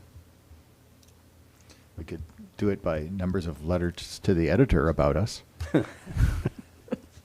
I am kidding, but I mean, But you got to find some way. And I think, no matter what anyone's opinion on King Scott and board meetings and all of that, the community is involved or ready to be involved. And so maybe simply hosting, coffee hours with the board, we might get people. I think it's different than it was a couple of years ago. So why not try to take advantage of that? But But yeah, It's really quite easy to quantify it. You can increase the community board interaction by 400% by having 4 meetings.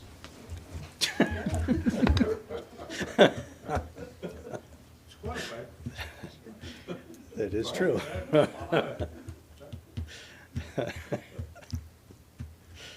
Yeah. No, I do think like a two-way communication would be what we need to do, because it's hard. You sit up here and you can't really talk back on something or, respond to something. So I think the two-way communication would be huge.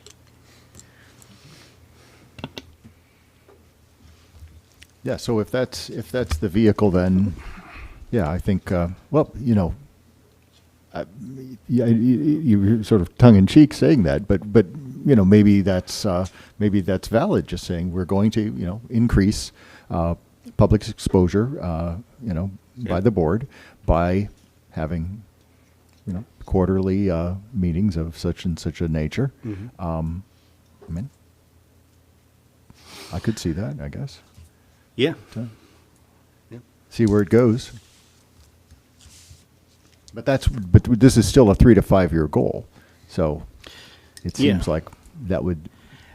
And really, this first year would be collecting that baseline data, and then you'd hope to see more participation, however we define that. But we'd go to 8 meetings next year, and there you go.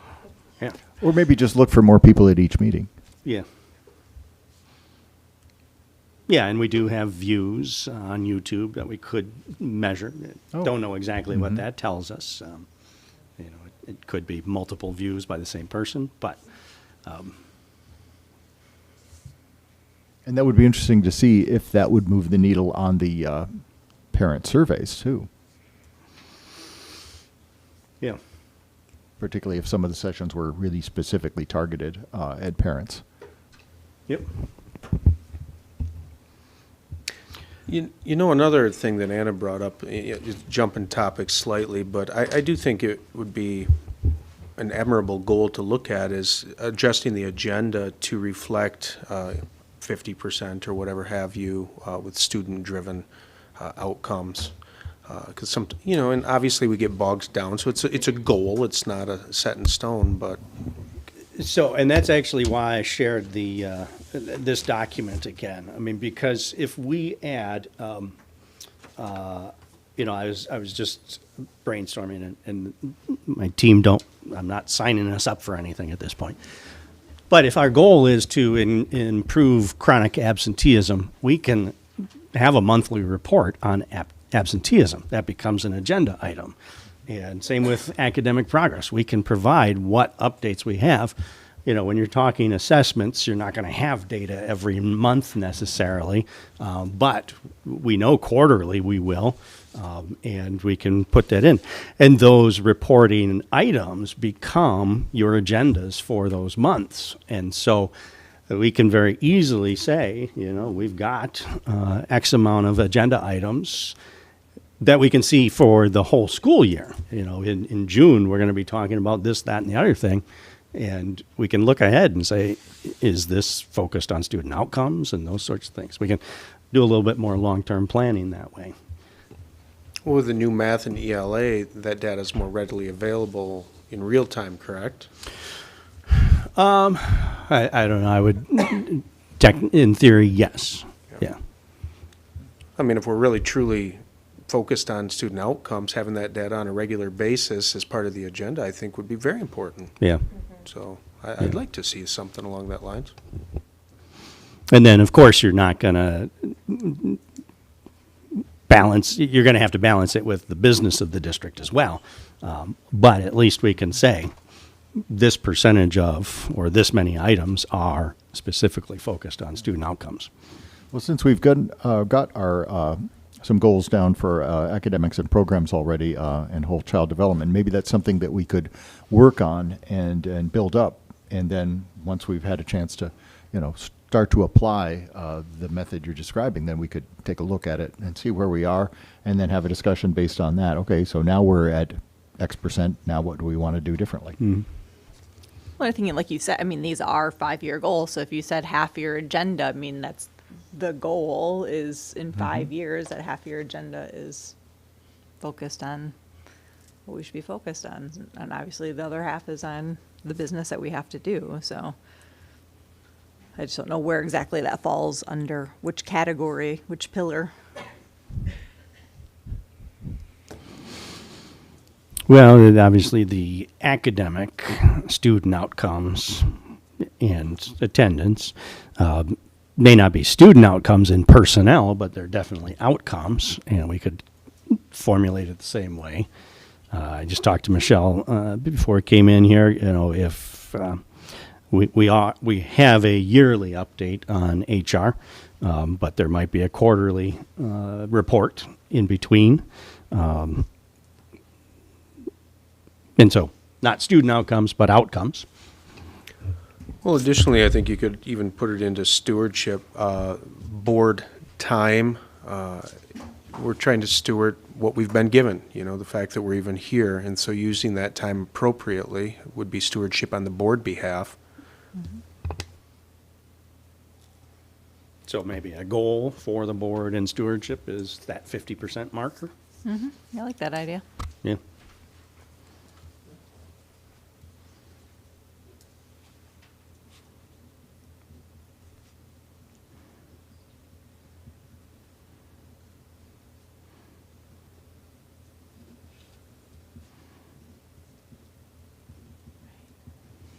Mm-hmm.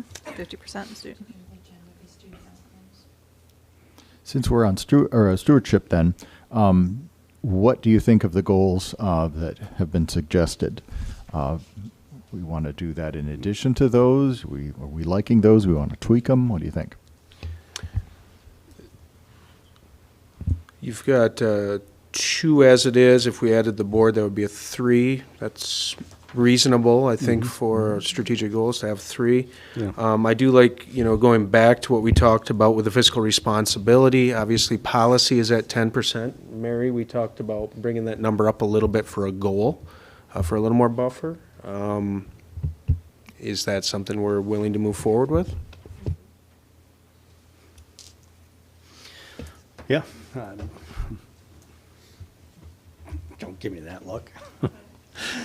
I think we just need to decide what that number is. And it was probably. Yeah, that's what I asked Mary. Well, here where would we you go. like it? She's gonna, you know, she's going to say that industry standard is, she'll say 17 to 19, but I think it's really 15 to 18. We talked to MSBO, which is the Michigan School Business Officials, at 17 to 19, which on average usually gets you a couple months of funding out of your fund equity. If we talk to other groups, it's the lower amount. Yeah. So So even if- 17% seems to So be the mean. 17? Well, even 15% will give you an incremental increase over our 10. just the- Certainly a goal, and Yeah. if we attain that goal, then you could always look at moving forward with that. So it's certainly measurable and attainable. Yep. You're comfortable with a goal of 15%? And that's a, We're surpassed the goal already, so are you talking to make sure that we never go below that 15%? I think that's why it was originally phrased the way that it was to maintain. Maintain yeah, it. So, yeah. do we want to try to exceed that? People attend, to be honest, because it's too low and you're getting too close to the deficit marks and stuff like that. So I think 15 would be a little bit more responsible. Well, here's a question then.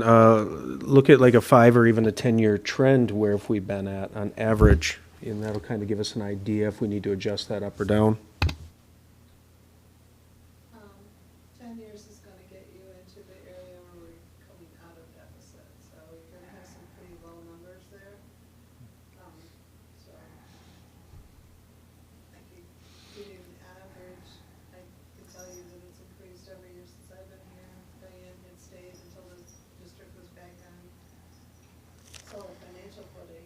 So, I mean, I can give you those numbers. You know, Mary, would you mind coming up to the microphones? I have a feeling people online will be wanting to hear you, and it sounds like there's enough going on here that maybe you'll be there a couple of minutes. Thank you. So, if you look back 10 years, that's 2 years before I started here, and we were like finally pulling completely out of the deficit. Diane stayed until the district was on, what she felt was back on the right track. Since I've been here, we've built on the fund equity because it was low. If you, the state requires like 5%, but they calculate it different than most districts do. So when you're hitting the 5% with the state, you're just a smidge away from deficit. So I think raising it to 15 and saying the district does not want to go below 15 is more responsible than leaving it at the 10, because 10 is still, in my eyes, very close in a district this size with not having to look at making cuts and stuff. So I would say to do that. I can give you the numbers over the last Would 10, 10 years 12 capture the last year of deficit? Pardon? Would 10 years capture the last year of I deficit? believe so. Either Yeah. that or it was that first year. It was in one of the presentations that I gave you. Mhm. I think the 10 captures like the year when it started going positive a little bit, if I'm not mistaken. So it's, So actually changing, we'd be talking about altering a policy, right? yes. So changing that would be the sort of means to this end of maintaining a fiscally responsible budget, or we might even want to put that. I don't know if we want to say through policy amendment, maintain, or I don't know how we'd want to phrase that, but because we're talking about two different things, about a goal and then about a change in the policy, which would be just something we would do to achieve the goal. Mm-hmm.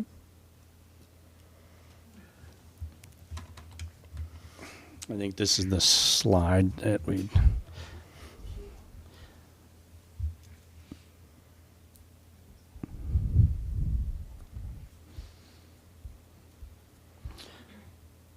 So ending fund equity is the blue. 10 years would put us roughly here. Yeah. And I think you might have had numbers. So in 14-15, we were in deficit and then came out in 15-16, correct? Mm-hmm. So numbers would be slightly impacted by that.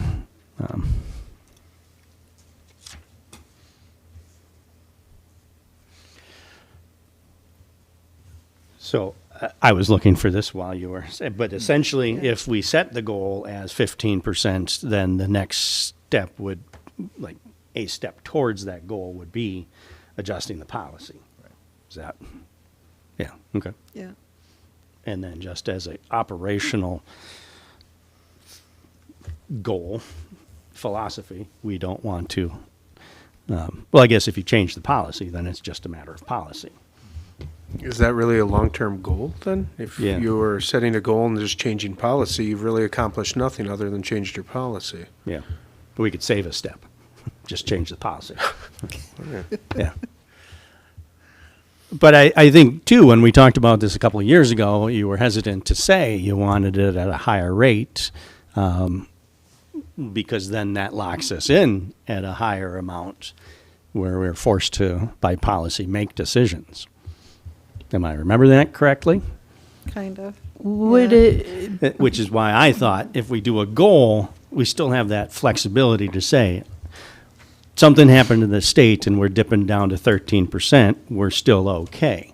Whereas if we adjusted the policy and we dip to 13%, then we're mandated to do something. would it make sense to set the goal at 15 and then every year increase it 1% as a goal?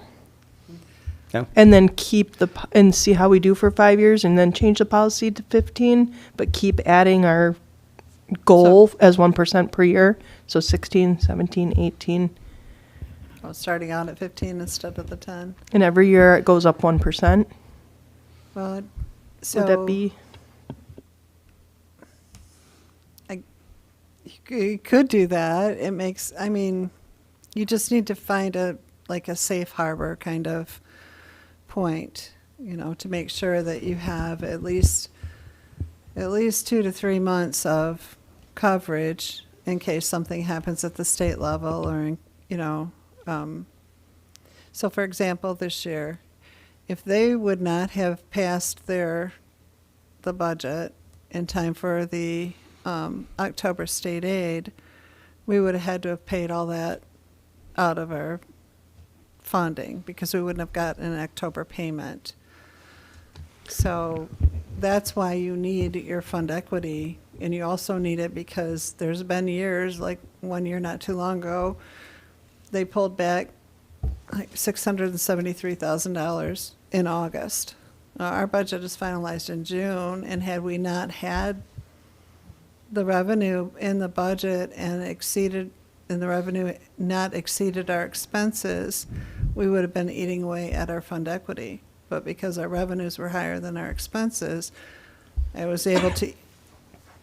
able to absorb that $673,000.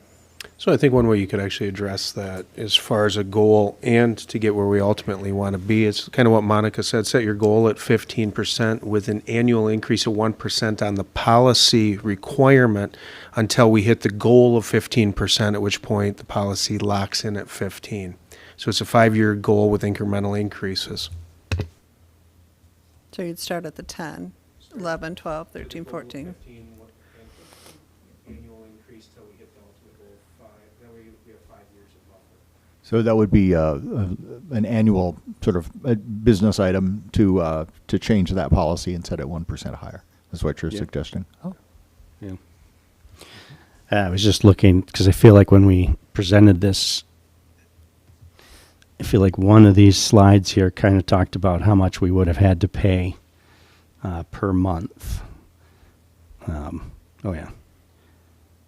Is that what this is showing, Mary? I know I can see it. Yeah. So had we not had October, we would have pulled 4.6 million out of our 17 million. Is that what it was? I was paying attention. I wrote it down. So, yeah. But- So, your fund equity isn't always necessarily your cash. So, your cash in the bank, you need to have that built up enough to cover things like that. But it's going to pull your budget down to eat away at your fund equity if that's never made up. I know that didn't come out right, but. But I think setting a goal with a 1% increase.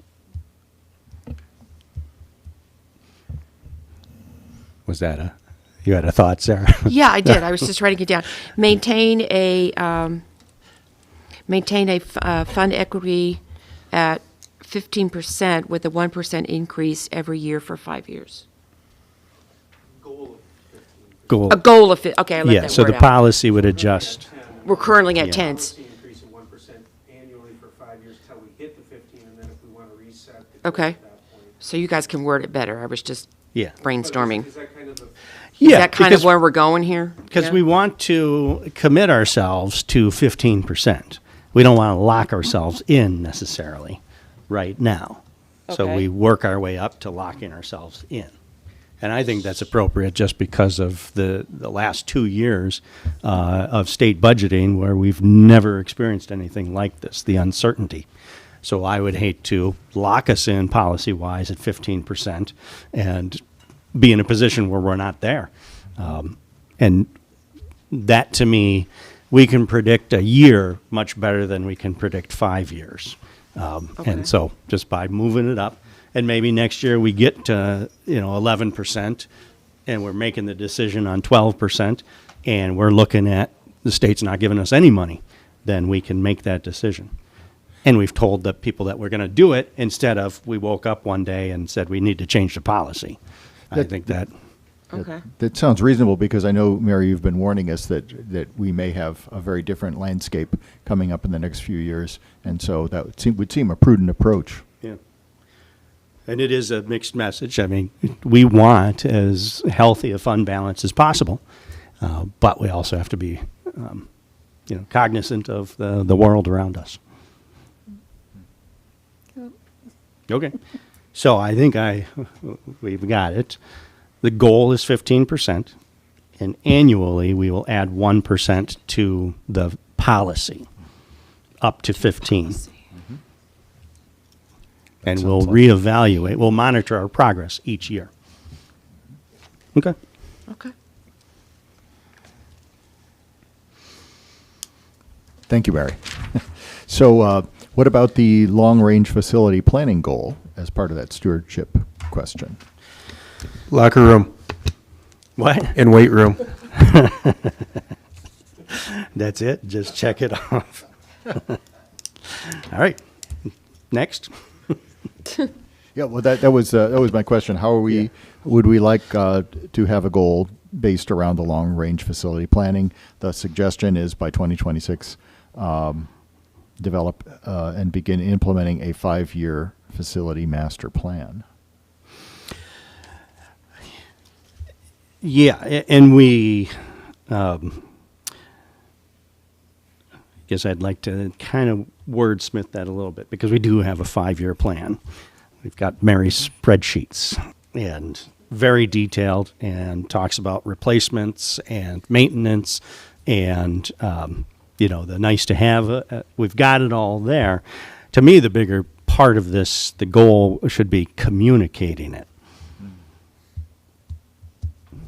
And I'm not sure exactly how to word that, but that's really what we're working on. We have spreadsheets. We have all of the numbers. We have all of this, that, and the other thing.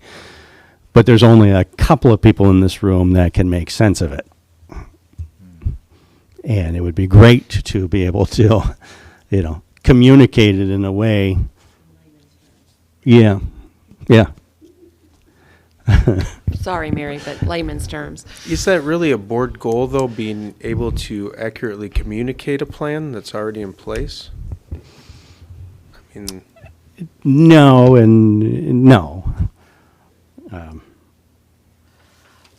Well- the flip side is, if you said, do we have a plan? The answer is yes. Then the question being, if we already have a plan, do we really need a long-range facility planning goal? Yeah. Since we already have 5 years down the road. unless the goal was something to do with implementation of that plan. I was Okay. just going to say, yeah. Okay.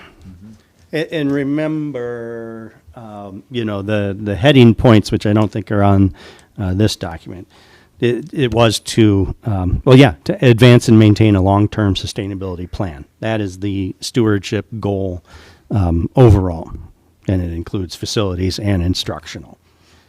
And so, implementing it, King Scott is a part of that plan. We're implementing that plan. Safe Form Dry Bond, these with a weight room and other nice-to-have features.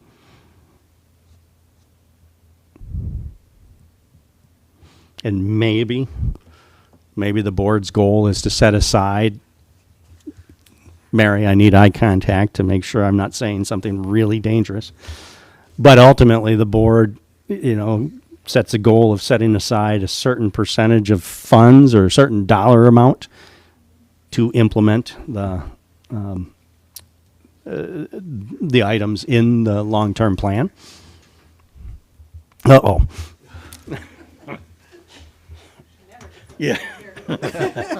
I'm sorry. So, when we installed the turf at the high school, we knew that it is going to be need to be replaced in like 10 to 12 years. So at that point, Gordon, remember we had a resolution to set aside $40,000 each year, 10 or 20, I'm sorry. I'm thinking 40 for the payment. $10,000 or $20,000 each year to build up the pot of money that we're going to need to replace the turf. So the board can do things like that. So every year I follow through with that. And if you look at the schedules for the fund equity, that is part of the committed. So it's committed by the board for a certain purpose. So, I mean, that is possible that you can do that. You just need to make sure that you have the money available to do it. But you can pick a project. You can say, oh, wait, and say the board would have a resolution to set aside a certain amount of money for a certain number of years to build a pot of money towards that project, or towards an initiative to do a fundraising toward that project. So the district is going to put in this amount of money and we're going to fundraise for the rest of it or something. So Dave and I have talked about wish lists and stuff, and across the district, talked to principals at the buildings, and they've had their input, and so it's possible, I guess is what I'm saying. But are we at the point now where creating a board goal to that effect, would that make sense necessarily, to pin a specific dollar amount on specific projects? Because this is much broader what we're looking at here, but I mean, maybe it is the time to make some specific commitments. What do you think? I think things like athletics, like the weight room, I mean, every time we talk about it, we keep saying down the road, and those are wish list items.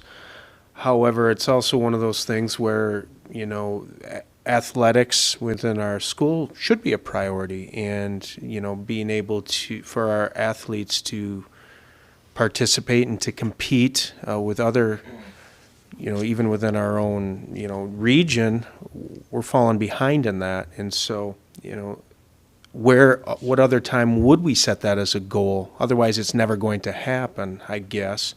Just food for thought. If we're truly looking at a long-term goal, maybe this is the time to address that. Yeah, I do think it is, and that's with the wish list. We have to nice to have list doesn't really cut it. So if someone could come up with a good term for it, but it's the weight room, the field box improvements, and things that would just bring our facilities up to a certain standard. That was my kind of thinking. We've got this list of things that we would like to do. We gathered the input from the administrative team. The next step is to figure out how to gather that input from the board and the community on what are their priorities. From that list, then you could say, it's X, Y, Z. I envision this being, what is the priority out of those nice to have improvements in year 2, year 3, year 4. You could lay them out on a calendar based on priority or feasibility, and then the board could say, we agree with this. No, we really want to move this project up in that timeline, and then you could even dedicate some funds to those or setting it aside. So I come back to, we've got all this information that we just don't know how to get out there in a usable form so that then you could potentially make your goals based off of that. So let's just say, for argument's sake, we threw out a goal that we want a state-of-the-art weight room for our athletics program in 5 years. And then the goals, or the measurables, would be basically up to yourself or others to go in for fundraising and how we make that happen. Mm-hmm. And then report back 6 months or annually on the progress for that goal. Again, this isn't something we're locking ourselves to. It's the goal of doing so. I think if we don't set a goal, we're obviously going to hit nothing, right? Yeah, yeah. And in talking with donors, they want to know what the school district's commitment is, what its plan is, and we don't have that right now. And so the board may say that weight room is year 5, and the community may say, actually, we'd like it year 2, and we're going to help you by donating or providing services or something like that. Until we even have that map in our minds and can communicate it, we can't even kind of go to the community and ask them, do they agree, or do they want to move things around? I guess my question is sort of procedural. Is this something we think we can pull together by next week, or are we talking about a further discussion in January and February to flesh this out? If we're talking about the nice-to-have list, we have surveyed our administrative team, so we know out of the varied numbers of projects at the different buildings, we know what their priorities are. The next step is figuring out how to get that out to the community so that they can provide that feedback. Because one building has 14 activities, the other might have 10, and they're anything from flagpoles to weight rooms, they're all over. So how do we best get that information out to the community? A survey, people are gonna probably get tired because it's gonna have quite a few things to rate. We're not sure how we would even have them rate. Like the principals just listed 1, 2, 3, 4, 5 and down priority. Maybe that would work when you're gathering hundreds of responses, and maybe it wouldn't. We're kind of stuck right now on how do we take what we've got and put it out to the community to get feedback. Logistically. Is there a way, though, to take that list of however many there are and have you look at what are the top 10 that could be, impact student outcomes, score, stuff like that? I mean, because I know we mentioned with the weight room, it's not just the weight room, that's also a classroom. Mm-hmm. So we're looking at academically, too, that is a classroom. Yes, I have the lists, and we could look at it as a board here and kind of figure out how we're going to move forward on this. So. And then maybe have the community input on those top 10 or something. Yeah. I think it's hard for us, to move forward because we don't even know what the list looks like. So, I mean, maybe as a collective group, as the board, if we can kind of see, and then we can try to come up with an idea of how to go forward. But I think it's hard for me to give an idea of how to go forward when I don't even know what it is that we're talking about other than a weight room and a flagpole. And we certainly won't have that by next week. So perhaps we table that and get the information. Yeah, I have the forms. I can print them up and we can look at them next week. Yeah, it's not pretty, it's going to be multiple sheets at each building. But yeah, we do have it. I think this is a good starting point it doesn't have to be this great, I'm pretty sure our agenda on Monday is pretty long with, valuation and the audit and all sorts of stuff, but it doesn't have to be a great lengthy portion of the agenda, but just to start looking at it, and then at least we can start thinking and having ideas of how to move forward. Yeah, I think if we're comfortable, continuing to add goals into next year, which I think would be fine, then absolutely get a start on it and see what we can determine. And this then rolls into the next iteration of the Safe Warm Dry Bond, because we'll be sharing, we have projects that we originally identified that we scratched off the work because of budgeting, but now fortunately most projects have come in under budget, and so we have money left to spend there, and then that leads into the conversation about the millage rate and those kind of things. Those are all conversations that are coming over the next 6 months that again, could lead to some pretty effective board goals. We're just not at the point to have those conversations yet. But there's a lot of stuff in motion that could be a part of a board goal. Okay, good. So, 2 things I want to, the Safe Warm Dry Bond, we're able to do 2 more summers worth of work. because we leveraged the federal grants, a lot of the COVID grants to pay for certain things in the building, so that offset it. We also leveraged 31AA because 50% of one of the pots of money in 31AA had to be spent on security, so we used some of those funds to pay for the high school secure vestibule. We've used grants to cover cameras, which were originally written into the bond. So things that were written into the bond got moved over and paid for with grant money. So that left us more bond money. So I feel like we've done a really good job of leveraging the grants to increase the use of our bond funds.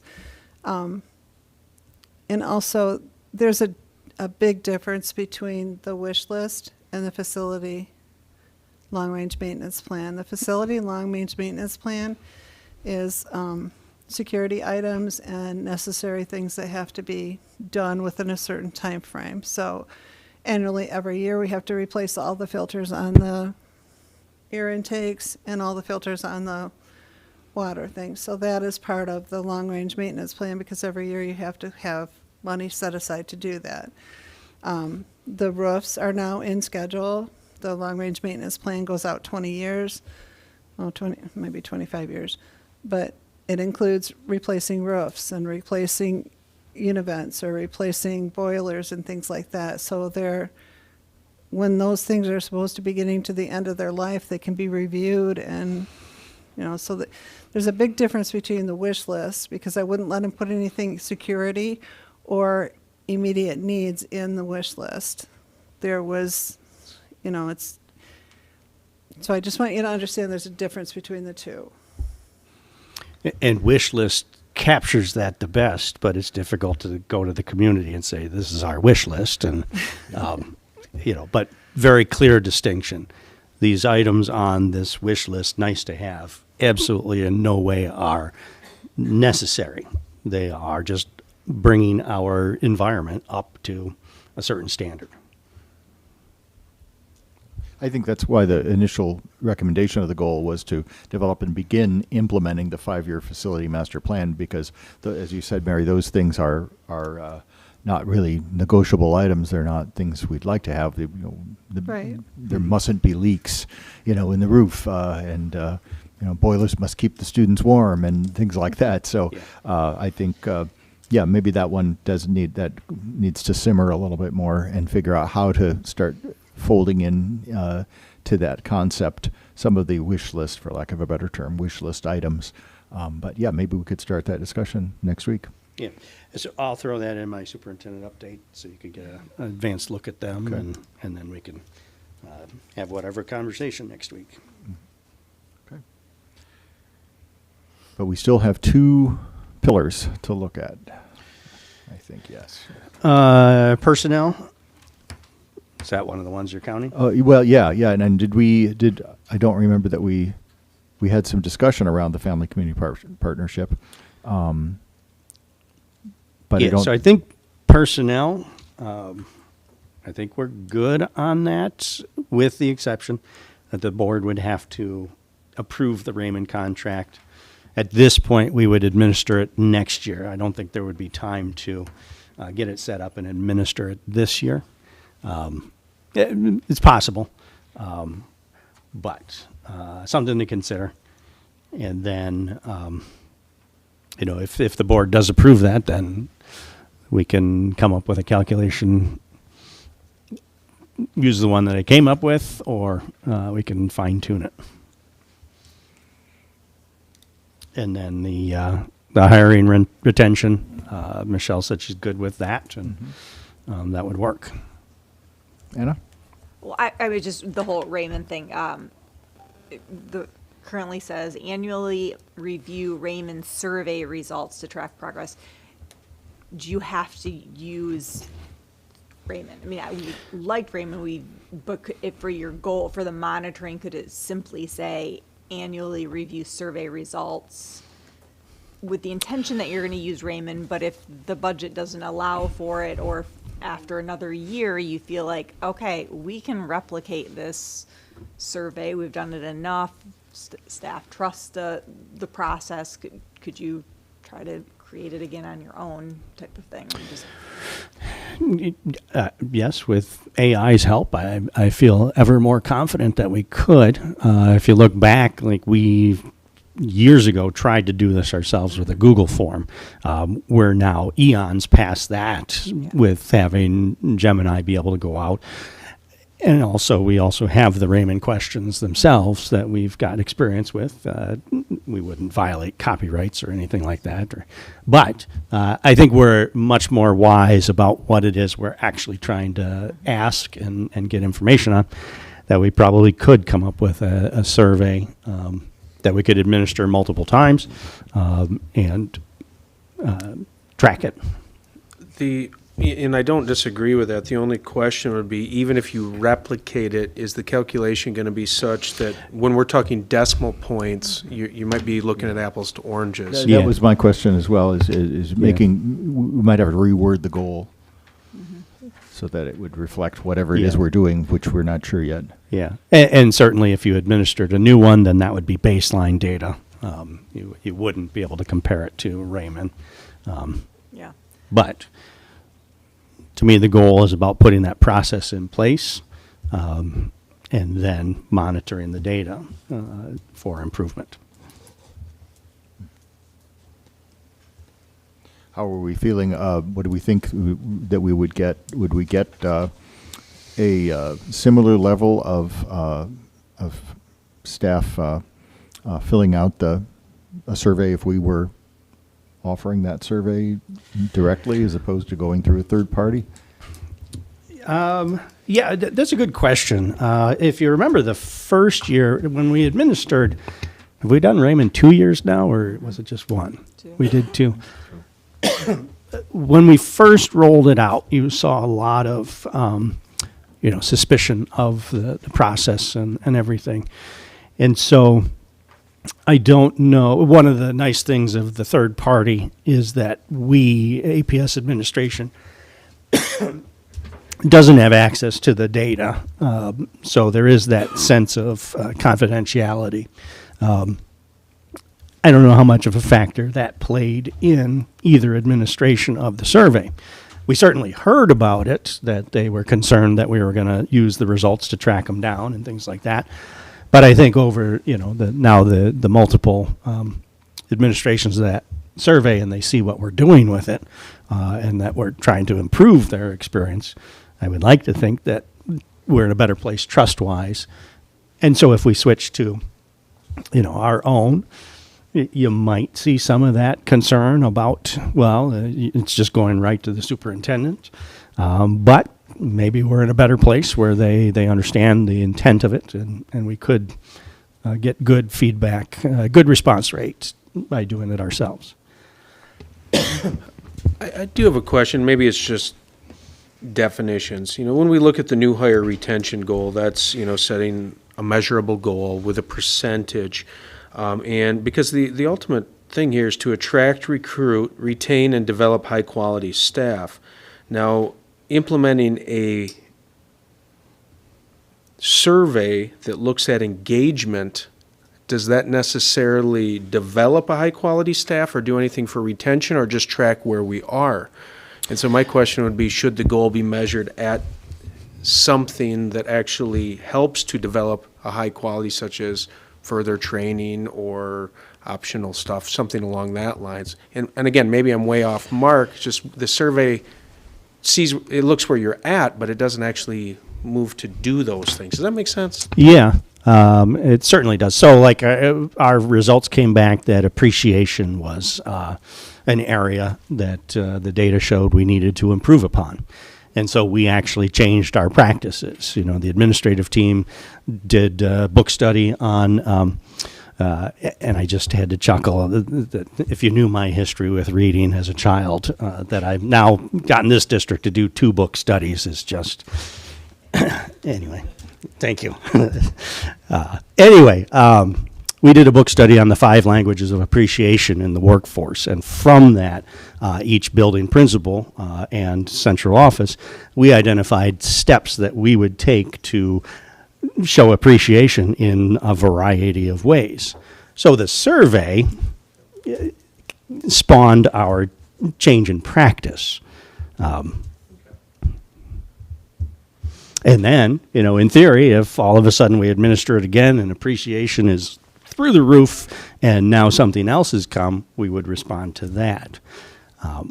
But the point is, we could probably get the same information without,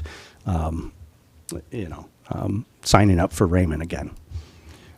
The nice thing about this Raymond survey is that it's an engagement score, which to my mind would speak to your ability to retain the staff that you have, because it's their engagement. Now, so I would suggest if we do something like that on our own, that we would want to have that element retained, so that we could still look at that engagement and have some sense if we're building it, or because it's a big number. I mean, it's across all of these other factors that you look at in the survey itself. So I would like to see us do something like that, because I think it's as we've done this at mental health as well, we've had really good results looking at this particular factor. Can you remind me, what did the Raymond study cost? It was 17 or 19 for 2 years. For 2 years? And this is basically a 4-year window between now and 2030, so you're looking at renewing it twice. Mm-hmm. And who knows how much the cost Vers- has increased from when we did it, if they've increased their Yeah, it might have their gone up. fees. There's too. also the staff hours internally to develop that out too, which isn't free. So were you better off just sticking with what you already have, because it's a baseline number, and just approve 2 additional renewals of the Raymond? I don't know, food for Yeah. thought.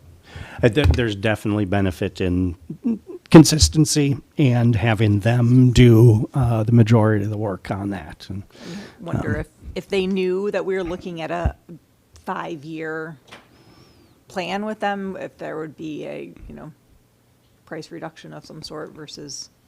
Just buy it now. yeah, lock in the price. And, yeah. Oh, come on, Mary, don't.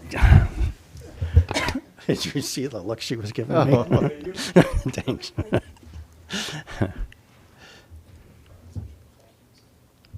What's that? So that was a lot of talking to say we're going to stick with what we already wrote here? Is that the I think gist of that's it? what I heard. Yeah. It kind of Yeah. looks just now. looking All at the heads nodding and whatnot. And so what I would, sorry, I didn't mean to cut you off. No, go ahead. But I would reach out to Raymond, because we still don't know how much we can impact the scores. We saw movement between the administrations. It wasn't significant, but we don't know if it wasn't significant. Like, we're missing that piece of how much other organizations move from one administration to the next as far as changing scores. So I would like to just reach out to them and probe that a little bit, because maybe my numbers, don't make sense. Or maybe it makes sense to make it, instead of a 1-year, a 2-year or a 3-year goal.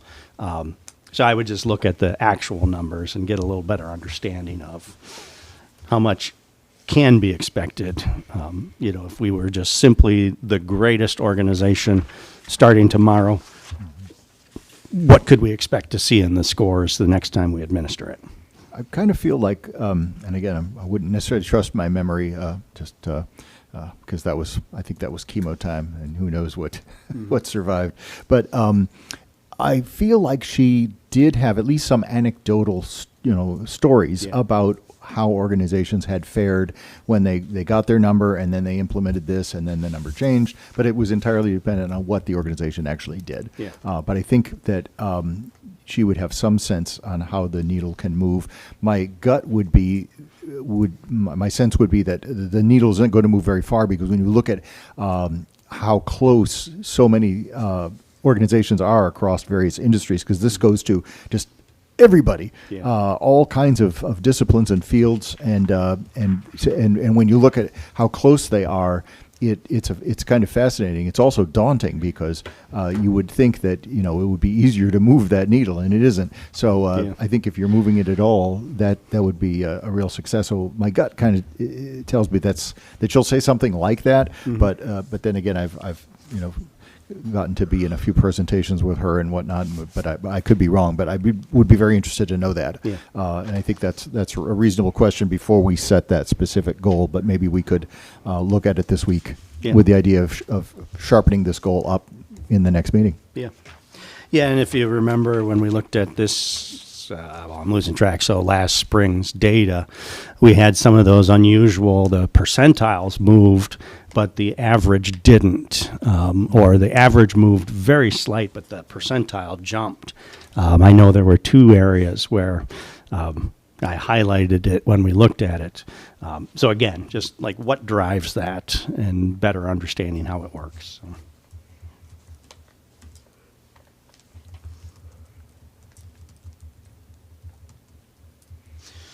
But do we feel that these 2 goals in revised and new and improved form next week, you'd want to look at these? Right. Good. I'm hearing yes and heads nodding. Okay. And then perhaps just more conversation about what listening tours might look like, or in family and community partnership. There seemed to be a lot of support behind that and that would be I the just don't know how to quantify it, but yeah. yeah, I mean, that would be a that's- family and community partnership goal. We just like you said, just Maybe we figure can out all how to plug measure. it into AI and see if we can come up with some sort of quantifiable goal about Ask Yeah. having board ask the community. AI how you would measure if your school board went out and started talking to people in different locations. How would you measure the effectiveness Yeah. of that? Yep.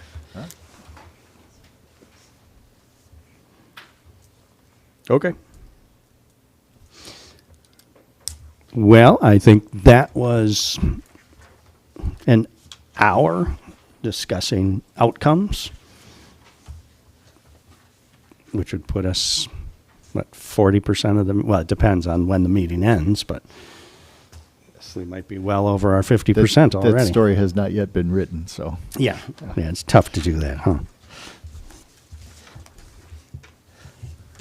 Well, you could You count. laugh about that. You could count it by agenda items as well as the time spent in the discussion, because Yep. you never know what's going to happen there. Exactly. Anyway, but anything further on board strategic plan goals? I really appreciate the discussion. I think board members, you're contributing fabulously, and thanks to our superintendent for his leadership on the questions, and I think that was a very productive time. Yeah, thank you. Yeah, so that would bring us to charitable gifts, which we'll have read next time, and we will proceed then to citizens or delegations to address the board. And I think we all know the drill, so come on up.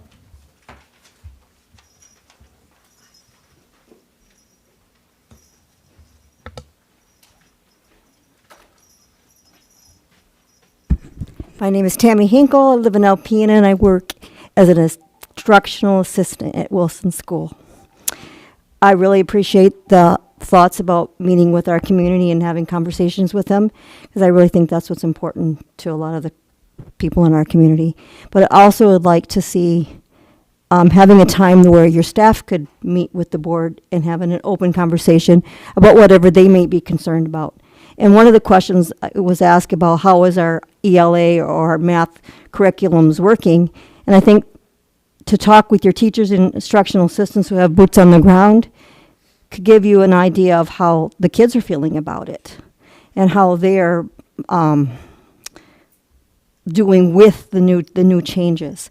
So I think that would be a really, maybe it would be broken down in like elementary level versus junior high and high school, because every one of those levels would have maybe different situations or different difficulties that they're facing.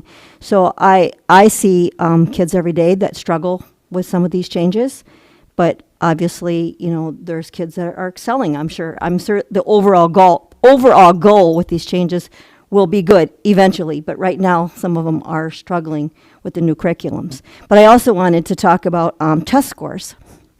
I work in the classroom every day, and I have students that will come to me and say to me, I have learned how to control my temper. I have learned how to, to get along with a different student. I have learned all these different things. They can never be measured by a test score. I see teachers, like, I have my crazy sweater on today because this was crazy sweater day or t-shirt day. But we interact with students. We encourage them. We see growth in them. That can never be measured by a test score. There's so many things that we do as teachers and as IAs that will never be seen by the public or even by you guys probably, that are so wonderful. I've seen kids that can't manage in a classroom because they've come through a lot of things in their life that are now being so proud of themselves that, hey, I'm good this year, that's their own, I'm good this year, that's their own words. Not that I would never say any child is not good, but that's how they're perceiving themselves and their abilities to function now. Those are things that you can never measure in a classroom. So I want you to be encouraged that test scores is just, I watch these kids taking tests, and they click on answers. They don't have nothing invested in it. Do they know the material? Most of them do. Or those that struggle with math, they can't read, so they can't do the math. It's not that they don't have good math skills, they have bad reading skills. So there's a lot of other factors in these test scores that are not really perceived or people don't know about. So that's why I encourage you. I thank you for what you do and the good things that you're bringing to our community. Thank you very much for those comments.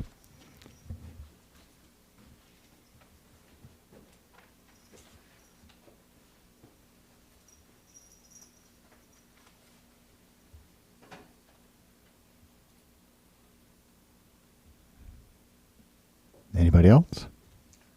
I don't want to miss you if you really have something to say. But if not, we'll continue to board discussion items then. And we have discussion from our superintendent about the parent perception survey results. So we have Mr. Henwood, principal of Lincoln, and Mr. Bordage, principal of the high school. They're going to do a little talk about their parent perception data. We did parent perception surveys at parent-teacher conferences, as we do every year. And so I will just take this opportunity to,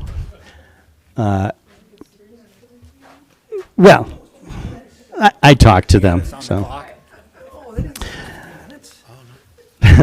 I'll take this opportunity to remind that the 50% mark. Anyway, no, but appreciate you sticking through the meeting. But both of you have used Gemini to look at your results. Correct, Scott? You did as well, and even create the presentation, I think. So I just say that, yeah, Scott will need it. As an administrative team, we are really trying this out too. So Matt and his team, they're really working with the teachers and the classroom side with AI. But we as an administrative team are experimenting with it too and finding as many ways to use it as possible. So just, wanted to let you know that we are using it and trying to put it to good use. And then even Romeo did, but he'll be speaking from the heart on this.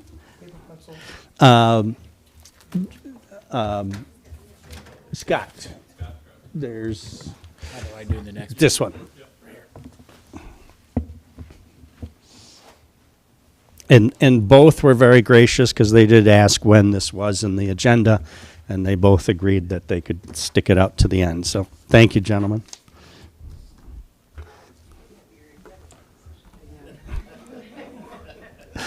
It's either this or, the honeydew list at home, right? This time of year, that could be all kinds of things. All right. Well, thank you all for letting me present to you this evening. My name is Scott Henwood, principal at Lincoln Elementary. I've only been here approximately about a half year now, but I am not only impressed with, but blessed to be in the Lincoln Elementary community, and was based off our perception data. When I dug in, you could really see that our community is pleased to have our school presence there and all the support and service that we provide them in that community.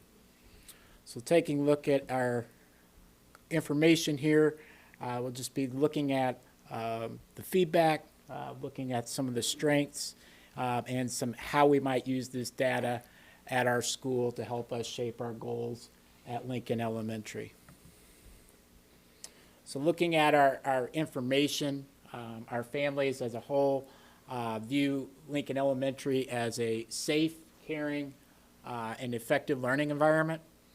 And as you take a look at our data here, 3 areas that they really came out in the data was leadership and climate. People really see our culture there as something positive for their student to be a part of. The dedication of our staff, and there's a lot of gratitude for that, and we'll show you some of those comments here. And then student growth, that families really feel that their students are growing at Lincoln Elementary. One of the highest marks that we had there in the data is, the families were asked, is my child safe at school? And overwhelmingly, you see about almost 90% had a positive response being either strongly agree or agreed. So you can see that information there. One of our parents, this is a quote from one of our parents, Lincoln's school is outstanding. I have been very impressed with the leadership and staff. My daughter is doing 100% better. And what a great statement to say about our school, that their student is doing so much better. And just a couple of other quotes that I just thought were powerful that we got from our parents was one saying, thank you for all the staff for helping my student climb the highest mountain. Another parent said, can't say how blessed I feel that even in a low-income neighborhood and life circumstances, that my children will get exceptional quality education. Thank you for all that you do. So just some high words and praise for our staff for all that they put into serving our community throughout the year.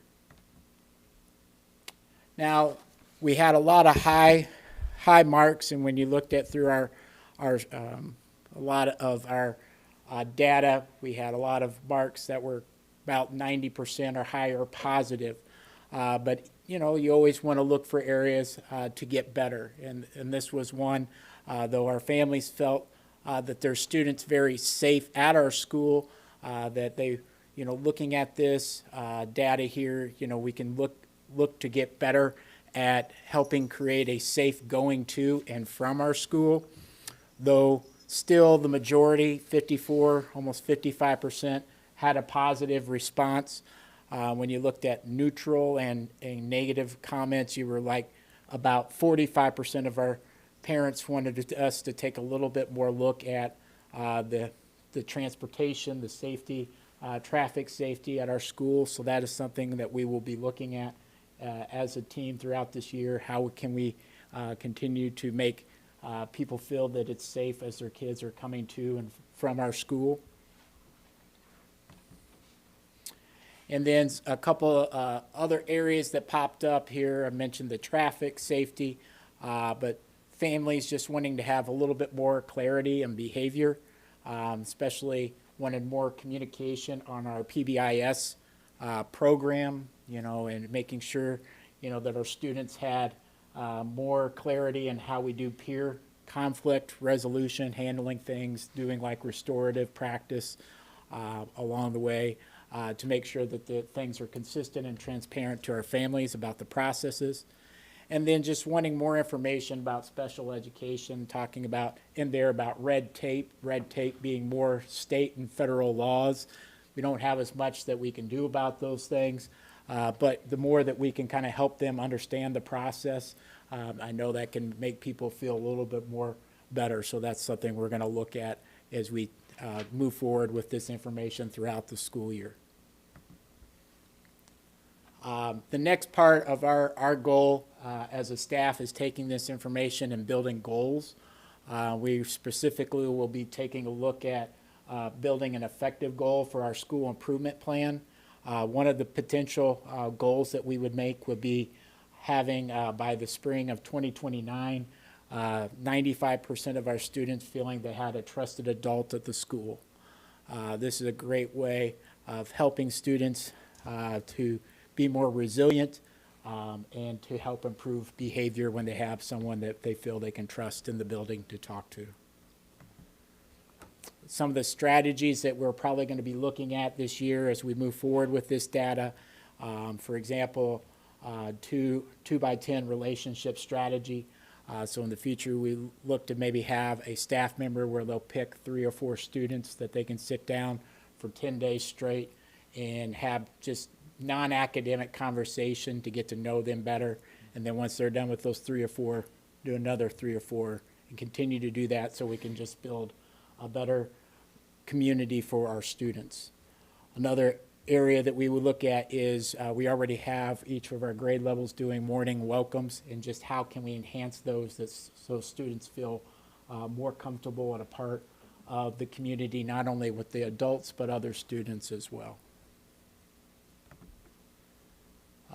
And then the other strategy that we're going to be looking at as a potential effective goal for us is just building a sense of belonging, that students feel that they truly belong to the community. And ways that we can do that is continue to enhance our classroom community meetings, expand our kids zone, which we do every Tuesday in the afternoon, and then increase student leadership roles. We have student council, but how can we continue to build those leadership roles and give those students a voice throughout with their school where they feel more pride? So in the end, when we're starting to look at these goals, this may be what it kind of looks like, and then we will continue to use surveys to see and monitor and measure how we're doing as we go through the next few years, measuring to see if we're heading toward those goals and keeping pace and using the right strategies. All right, and that is the presentation. Any questions? When you were talking about special education, is the idea that you are going to try to find a way to support parents better to be able to access special education programs? Was that the there's issue? just a lot of, I think sometimes people get impatient with all the hoops that you have to jump and the barriers to try to get all those, because there's a lot of, that the paperwork and processes, we got to do this, and now we got to collect all this data before we can move on to that next thing. And I think people sometimes get a little impatient with those things, but just helping communicate with them, the process, how it works, I think is really important. The more that you can help them understand the process and how it works, a lot of times people maybe not always still like that it's going to take that long, but at least the understanding helps them to feel a little bit more comfortable about the process itself. Okay, great. And I just have a second question about the safety coming and going from school.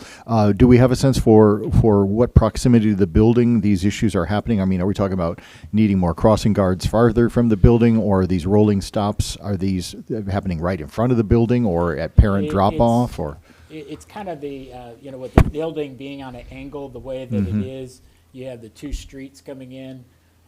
And I think there's not a real sense of, like say at the middle school, you have I know I do it every morning with dropping off my kid. There's a great pathway of where you need to go and what you need to do. So when you have that convergence with the 2, I think there's just not a real clear, here's the parent place where they drop off and so forth. So really wanting to sit down with some of our RSOs and, get their input on how we could create, a better communication to our families of what that looks like each and every day as they're dropping their kids off or picking it up, so it's not maybe as confusing point. I think you have one group coming from this way, you have another group coming from this way, you have another street that meets in the middle, so it's just a little challenging, and just trying to find a better way to communicate that halfway for our parents so everybody knows what's going on. Okay, well, in a way, that's a good thing. We're not talking about just random traffic, No.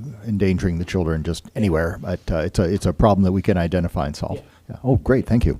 You're welcome. And thanks, Scott. Appreciate it. In January, Safe Routes to School, that grant that I've been working with the city, they'll be coming to the board meeting to talk about that process. And so something like this, Lincoln is one of those schools where we recognize it's kind of the Wild West as far as sidewalks and crossways. That grant could potentially go to making improvements there, and within 2-mile radius of each building that we do it. So we'll hear more about that. And we do see that in a lot of the district survey responses, questions about safety to and from school, not necessarily at school. So, well, that'll be interesting. Did anybody else have questions for Scott? I'm sorry, I didn't mean to hog his time. No? Okay. All right. I'll table them to you, Scott, when I'm done. I said I used part of my 4 minutes, which means now I'm down to 7. Oh boy. Just let you know. No, it's a late one. I'll be rather quick, to be honest. I know that I have very little to say most often when I'm up here, but I did actually. I want to say that Dave has really pushed us to hold us accountable to look at using this tool, which I think is a good one, because typically for years and years we've been pulling surveys, and with spreadsheets it's easy to pull that data, put the comments in, try to see what the values are, where do we see the pros and the cons, and then devour it. And this takes that time frame down to nearly zero. It's so fast. What I did with this one was, as I went and I looked at my 24-25 and my 25-26 to see what the comparisons were and to see where there were any changes or different pieces. The sad piece for me to report out is that Dave pushed us, Katie and I made sure we had him in our weekly well in advance of conferences, so that more and more parents we thought would do the survey. I mean, literally out of 1,300 kids, I have 49 and 59. And that number of responses doesn't give you a ton of data other than what they individually say is a pro or a con, what are the negatives, what are the positives. But what I did see was a lot of comparables. So from both years, the pieces were things that we've already improved, things that we made changes to, which was nice. And then those changes we did from the surveys the year before, such as Freshman Bash, such as Brightspace, looking at our platforms we use, those pieces we made changes in were noted by parents, which was nice. That we didn't have those same things in 25-26. In addition to these surveys, we do an extensive teacher survey at the end of the year, perception survey to try to gather data. And that's something that I've used for the past 4 years that I've been principal, is to use that as a building block as to how we build our year. What do we see that needs to be changed? What do the teachers see? Take the student perceptions and really try to put those two together to say, what are our pieces that we're going to use to drive home our culture? One thing that we've done at the high school is really push culture. Eric was in for a visit, and it was nice to hear him say to me, "This is pretty cool. I like what I see here." I said, "There's nothing staged. This is every day. It's like that every day. It's students. Will we see things? We certainly could see things, but we didn't that day, and it was just a good feeling, and that's what I really liked. I love what he said that, and it resonated with me into what we look at with these perception surveys, because oftentimes parents are coming in. Who are the parents that are coming to our conferences? They are the students, parents that we normally don't really need to see. So they're giving us good feedback. So I think, from a counseling standpoint, if I look at random surveys versus full surveys, random often provides the same data. So I want to say 49 is not great, but it gave us good data to work from. And as Scott said, they feel safe. They feel that that admin and teachers are respected. They feel really confident with the staff that we provide and the people we have there. Another one was college prep is adequate. We're really looking to the future and talking to our students about what they want. That was in both years. This year was some really positives, that you're pushing our kids to think about careers and possibility and choices. Not only counselors, but really with our career-minded achievement, our push with Gear Up, and with our Advise Michigan, with College Wear Wednesdays, College Week, the Gear Up programs that present, what are the careers and potential possibilities, the job fairs and so forth.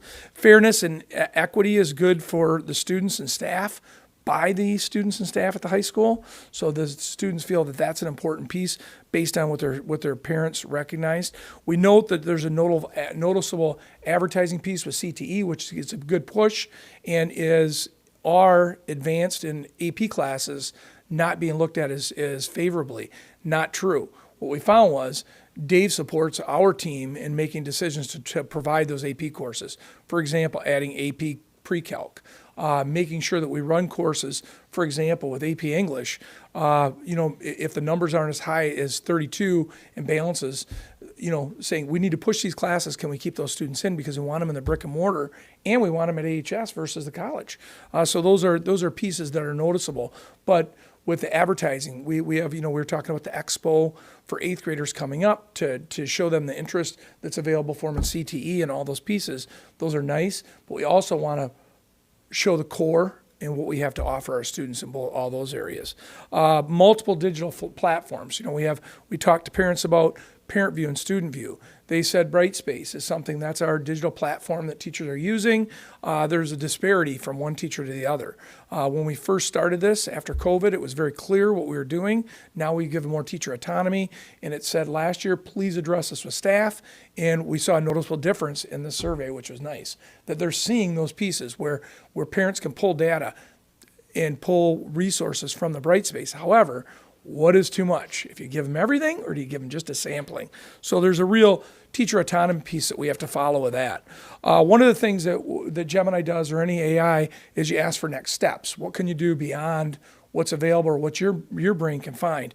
And it comes up with focusing on students, for example, in 24 and 25, it said you're focused on those athletes, you're focused on those kids who their names in the community, and some kids are left out. So we have to do a better job of making sure that we identify that. Didn't see any of that in the next survey. So that work was done, and I think we acknowledged those students that felt like they were falling through the cracks. Again, I mentioned freshman orientation. This year, we took what was asked and we rebuilt it. And it was probably one of the best freshman orientations we had. We had a freshman bash, which was probably the most attended of any one that we've ever had before that I can recollect. So it was really, we see that difference. We take what the parents shared and try to make those changes. I think it's a testament to the mantra that we provided at the high school was building culture, trying to build a place where everybody can thrive, staff and students alike. And I feel that student voice and teacher voice is important. We added, making sure that we hear both. They need to feel like they have a place where they can come and share what their concerns are without fear of any kind of reprisals. So it's nice. And I believe we create that. Family communication through the partnership. When we look at that pillar through the strategic plan, I think it's important that we look at how do we connect with parents. The parents have said over and over, once they get to high school, they lose that connectivity with kids and with parents because they feel like that the junior high is done, we don't need to contact anymore. We disagree, and we think we have to reach out more. We've got to make that connection, and in that pillar, it's important that we do that. I think it's imperative, actually. It's one that we push. I know our admin at the high school are looking at this, and it's cited in there that we need to make sure we're doing that connectivity with our families. And then lastly, looking at some cultural issues, building culture is also addressing some of that negative culture that we see. And how do we address it? What do we do? We do it through our TVs, through our announcements, through our student council, our student climate team. We're always trying to build that and finding those students that are not meeting those needs and really addressing it. Trying to provide peer mediation and opportunities for kids to be able to voice that concern, yet find resolution to it. So the zero tolerance piece of just making sure that we're treating everybody well That's the most important thing. So what I found in going through this it's a good tool. I wish we had a better turnout on the surveys. I was really hopeful. I told Dave, I'll run that in my weekly right up until the conferences. I'm going to get high numbers. And I looked at it and I went, are you kidding me? We got to get more. But I think people are in and out so fast, it's tough. And they're surveyed out sometimes.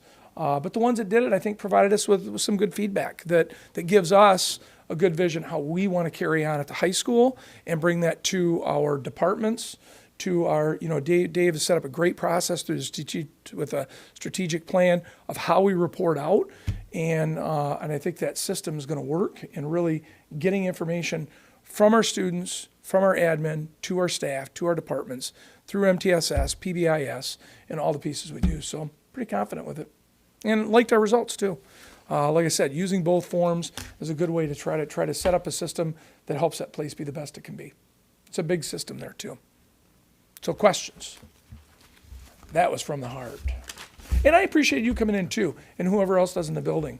That was good feedback. I felt really good when you left that day. Good. It was a wonderful visit. Yeah. I highly recommend anyone to make an appointment, go visit, and I think you'll like what you see. For sure. Questions? I was kind of wondering as you were talking about that if maybe one of our family trust and communication goals would be just very simply to increase the percentage of respondents, because that's communication. If they can, that's maybe it's, in that sense it's one way, but maybe that's something we'd want. I sent out another email right after conferences, and I said I need another push. I had 3 people say, "We got you, Berdage." So they sent it. 3 of them responded. It was huge. 3, but they all emailed me saying they were going to do it, so that was a plus, But again, when you take random sampling, full sample, the statistics show that your random samplings offer credibility as well. I always often tell Dave that's my anecdotal data that I want to give him because we do get it. So I feel confident what I received. When you see both years and you see very similar patterns, it's nice. And to know that we made changes. One of the things, if you're going to take a perception survey, you got to do something with it, right? And so that's the big thing. As Scott said, traffic, and traffic's always the thing. At the high school, it's no different. And so there, we just have a larger population with more drivers. So it's, what are you going to do to make those changes? So I feel pretty good about it. And thanks. And like I said, AI is a good tool. But again, you've got to look at it clearly because it does not necessarily spit it out correctly. And you can ask it 3 million questions and you might get different answers each time. Yep. Okay. So any questions? It's like calling the cable company. What's that? It's like calling the cable company. You get through to somebody. I think they have a spin wheel when they see my name. Who's going to answer Romeo's call? I think a lot of places have that. Especially Hummingbird. Okay. Thank you very much. Okay, thanks, guys. Thanks. Appreciate it. Great report. Okay. I have... basically, my report is all about superintendent evaluation. And I'll just begin just briefly. We do have one member, Sarah Costain, who will not be able to participate next week in the evaluation process because she was not able to complete the training. Oh yes, and the statute. It actually is not legal for her to do so, and the statute is MCL 380.1249B. And I have communicated that to her. But then the rest of it really is just, I want to remind you that there's a lot of information to review for the superintendent evaluation, and it's linked in your reports. It's in the update down at the bottom. You can click on that. Yep. So I'll let him take it from here. Sure. So then I will send you my self-evaluation by the end of the day Wednesday. But if you go to any update, you can go down to the bottom and click in and see all of the evidence that I've added to it. So if you have questions, I would just ask you get them to maybe send them to you. And then if you have any questions about what's there, and then I can answer it hopefully in time when we come back Monday. But certainly Monday, we can have conversations about everything as well. So I'll send you my self-evaluation, reminder to submit. Oh, that was questions. Got it. So that's it for that. I have a couple of things, and I think, Monica, did you want to do a update on the... Yeah, I figured she would go after we were done. Okay. I just wanted to let everyone know that we did a first of its kind school safety tabletop exercise today at the high school. And so we had about 10 people that were involved. Lisa Ray was there. Is that John Studley back there? Yep, John was there. Romeo was there. And then we had Jason Culligan, Eric Mitchell. Who else am I forgetting? Julie Manning and Lacey Lesage and Simon Zolneric all came. And we just read through a swatting incident. That's where they call and say that something is going on, and they try to get police reaction to it. And so it was just kind of interesting. First time we've ever done that. And just this happened, what would you do? Who would you communicate? Feedback from this, and it took about 45 minutes to an hour. And feedback was very positive. Those that were part of that felt good and wanted to do more. And so they're going to provide me feedback of how we can improve that process. Because what we'd like to do is make that a standard practice throughout the year all across the district so that we just get in the habit.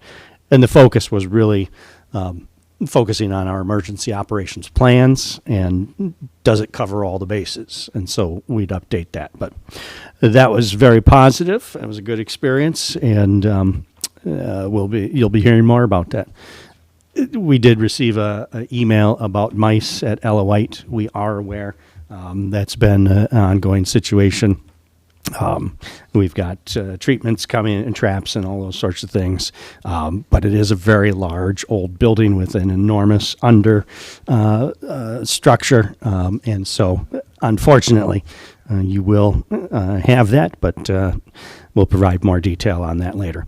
And then just my last one, we are gathering feedback on the Reimagine Our Future together. So at each of these holiday events, I'm making our administrative team make a short speech about, hey, please take a moment and fill out the survey. We've got about 207 responses. So Sanborn had some concerts today, and we got maybe about 8 or 9 responses from that. So it's working. We're going to keep this open, and along those lines, talk to King Scott. They're going to be back for some meetings with admin and board members in January with a goal of coming back out to the community sometime before spring break with lessons learned and modified plans or scenarios, whatever it is. But please provide the feedback because when we say we want your input, we actually really want your input. So with that, Monica. No, sorry. I'll be quick. No, we had I thought, a very productive and short meeting earlier today, just to go over the new school board member orientation. We were able to look at policy 0142.7 and just kind of read through that. We will have a couple recommendations for changes on there, just with some of the wording, just so it we can interpret that a little bit better. I think the biggest thing too from this morning was to make sure that the new board members meet with not just the superintendent, but also the board president.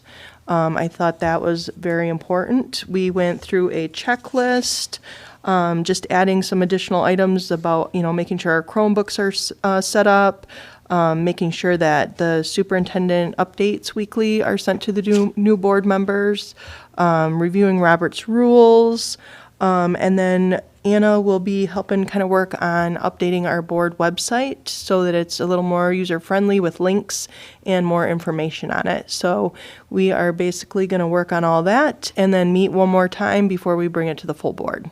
So it went well. Thank you. Anna, any comments from your end? No? Okay, good. Yeah, I thought it was a very productive meeting. Anybody else, information or comments to share?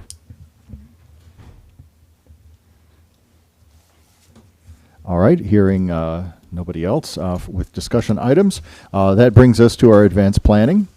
December 15th, we have our regular meeting here. And then you can see we have meetings, workshop January 12th, regular meeting January 26th, so there is that week in between there. And with that, we will adjourn our meeting. Thank you, everyone, staff, public, everyone. Thank you for being here for our meeting. And have a nice evening. We are adjourned.